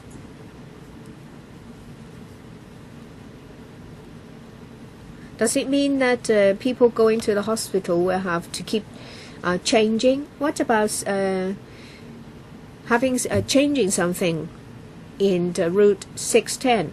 And from Hung Shui Kiu to Yuen Long South, the administration said that there will be environmentally friendly mass transportation mode. Just now, our chairman said that light rail is a white elephant, not suitable for Hong Kong, which is a densely populated area. So, what about the connectivity with this new system, the interface with this new system? I'll try to answer Mr. Chu's first question, the additional vehicles, and Hung Shui Kiu. I'll ask Mr. Cheng to answer Route 610. Adding vehicles is one of the measures to increase carrying capacity. Starting from 2008, we have devoted a lot of resources to increase number of headway, using our existing fleet, say for example using special dispatch to increase carrying capacity. Starting from 2012 to now, every week we have added over 660 trips. This will somewhat alleviate the situation in morning peak. For the 10 additional vehicles, we have to take into account our efforts to increase carrying capacity. And in order to improve effectiveness, we will have to first resolve road congestion. Let me clarify this. That is after you've taken care of the 8 junctions referred to by the chairman. So even if you only deploy the 10 additional cars, you'll be able to resolve the problem. So we'll constantly review the situation. Well, they have the funds to buy new cars. It's not that you're out of funds. Point out is that you've acquired the new cars, but you know how to put them to use. So does that mean that you need to acquire more new cars before you can provide couple set trains running during the peak hours. We'll try our best. Mr. Chang. Thank you, Mr. Chu. We've been monitoring closely the patronage of Route 610, and we've been following up on the patronage on this route, and we've actually deployed 15 cars running this route, and the patronage has remained at a reasonable level. What about Hong Kiew? The environmental rapid transit system, we are still in discussion with the revenue departments. So it's still in the course of discussion, that no details yet. Okay, there will be an announcement later on. Mr. Lau Kok Fan, I understand from the paper that from 2007 until recently, the figure has increased from 27% to 36%. That is only a very small increase. So how can the LRT do better? From 2008 until 27, it's increased by 30%, but you have only 20% increase in the number of kilometers traveled. So it shows that the LRT trains are getting more and more crowded. We have more and more passengers, but you're not able to catch up with the growth in patronage. So have you really considered how you can make an improvement? You propose to increase the number of platforms, but I don't think that can really, relieve the congestion. Thank you. Yes, it is true that in the past, we now have 36 of our trains which are couple set LRVs. Since we need to use the road service together with other road users, especially at junctions, if we could resolve the congestion at the junctions, then we have the room to deploy more couple set trains. You say passengers increased by 30%, the number of kilometers traveled went up by 24%. Well, actually, during peak hours we would deploy special, train during peak hours, and these trains will run very short distances. With the commissioning of the West Rail system, the passengers might use less of the LRT service or only ride on a short distance because they need to interchange with the West Rail system. You said that at junctions, if we could improve the situation along the junctions, then you can deploy more couple set LRVs. Have you taken this up with the Transport and Housing Bureau? Have you started to conduct studies? Because for many years there have not been any new LRT stations. So you have focused on improving your existing services. Have you talked to the Housing and Traffic Bureau and started to conduct studies on how you can improve on the congestion on the road service in places where, so any progress as to how we can deploy more couple set cars? I'll start, and then the Bureau can also supplement. Under the public transport strategy study, there is a proposal that we can explore how we can improve the situation in respect of some of the junctions, and we will continue to take this up with communicate with the TD and the Housing and Transport and Housing Bureau. We'll certainly work in tandem with the government. Chairman, if I may also add that In our strategy study, we propose some short-term measures. For example, adjusting the signaling system at 3 junctions. We already implement one, and the 2 others will also be done this year, so that the LRT will be able to benefit from its priority right away.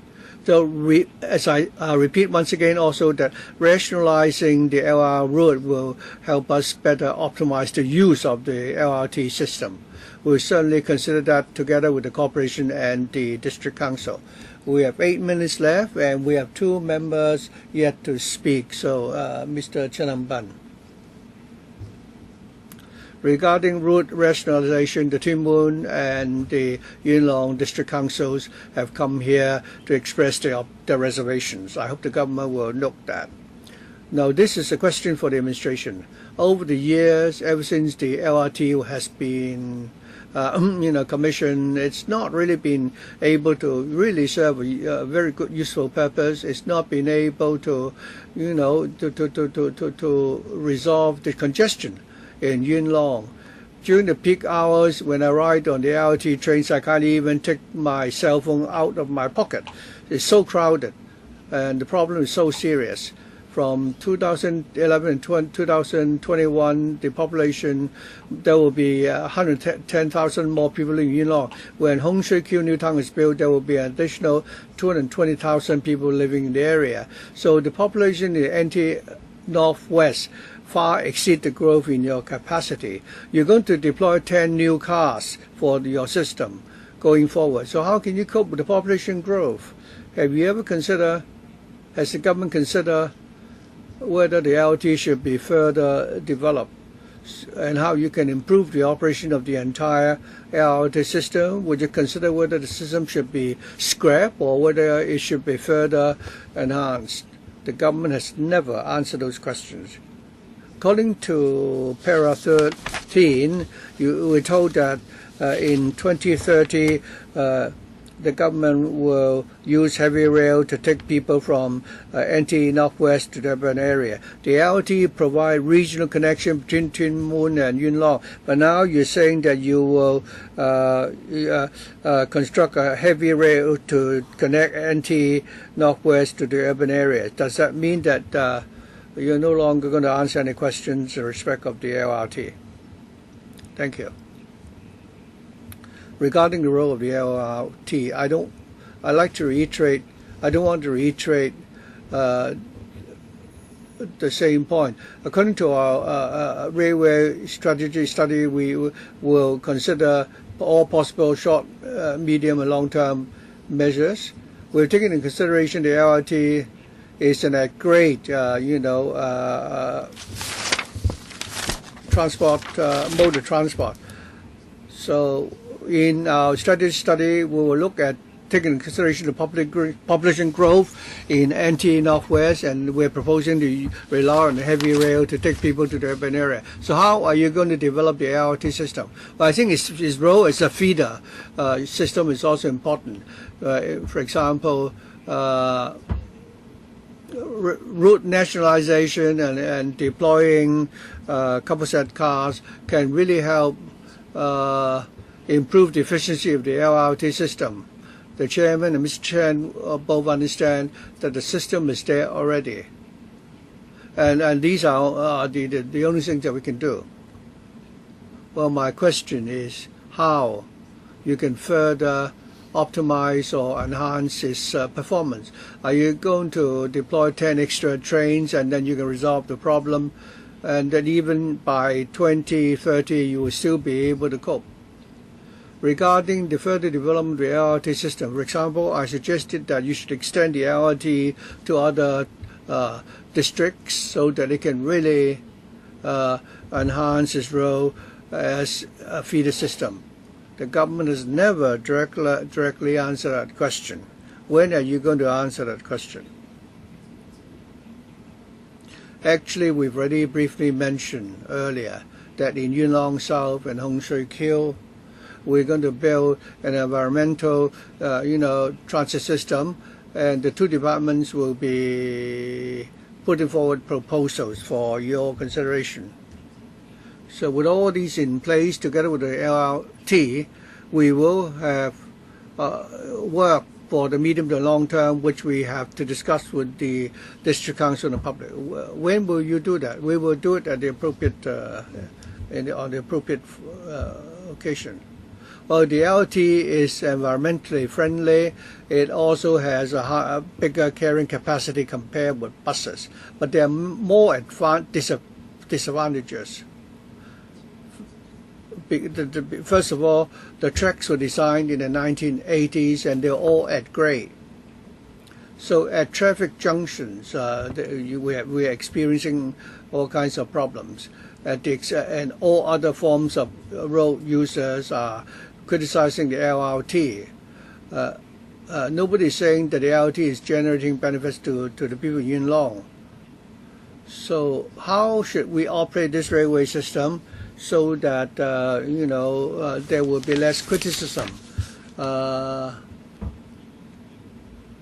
You no longer issue monthly passes now, and when people board your trains, you have yet to widen your platforms, and now we can't even go onto the platform. Why won't you allow people to use monthly passes?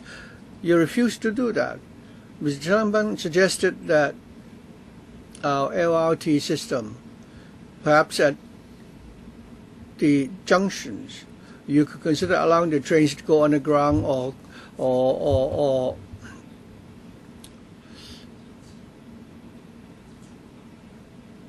go above ground. You built, a flyover at Tinchi, but that didn't seem to work too well. But people say that you've done a good job there, but in the other more important junctions along Castle Peak Road and Tin Mon, you're not doing that. The Permanent Secretary is saying that you're going to rationalize the routes. I can tell you that the Tin Mon District Council will be the first to object, and I don't know whether the Yuen Long District Council would also do the same. But it would appear that your rationalization proposal would likely be rejected. So other than long-term consideration, you have to, improve on your internal operations. Deploying 90 platform systems, would that really help? There's not enough room for them to stand in the platforms. I think you should also ensure that your trains will not get in the way of other road users. These are the things that you can do in the short term, but you're not doing that. And you're harming the interests of people who are already your customers. So I don't think you should really consider more seriously your rationalization proposal. When you put this forward 2 years ago, there was already a lot of criticisms from district councils and the Kaifongs. If you're scrapping some of the routes, I think this is not going to be welcomed by the district council. So first of all, you need to make some internal adjustments, and secondly, you should deploy more trains and deploy more couple set trains. There are still many single car trains, and people can't board the trains in Hong Shui Kiu and Tin Shui Wai South. And the residents there are all criticizing you for the poor service. And I think issuing monthly passes is one way to actually, is one possible solution. Would you like to respond? Any response?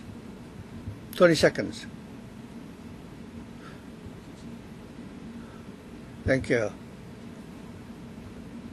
Mr. Leong. Regarding the junctions in the strategy study, we said that we would like to study together with the government as to how we can make improvements regarding those 11 junctions. If we could do that, it can certainly help improve our operations. And when we can resolve the problems at these junctions, the congestion problem will be resolved, and then we will be able to deploy couple set trains. Well, we end this item. Any other business? There's only you and me left. If not, meeting adjourned. Thank you.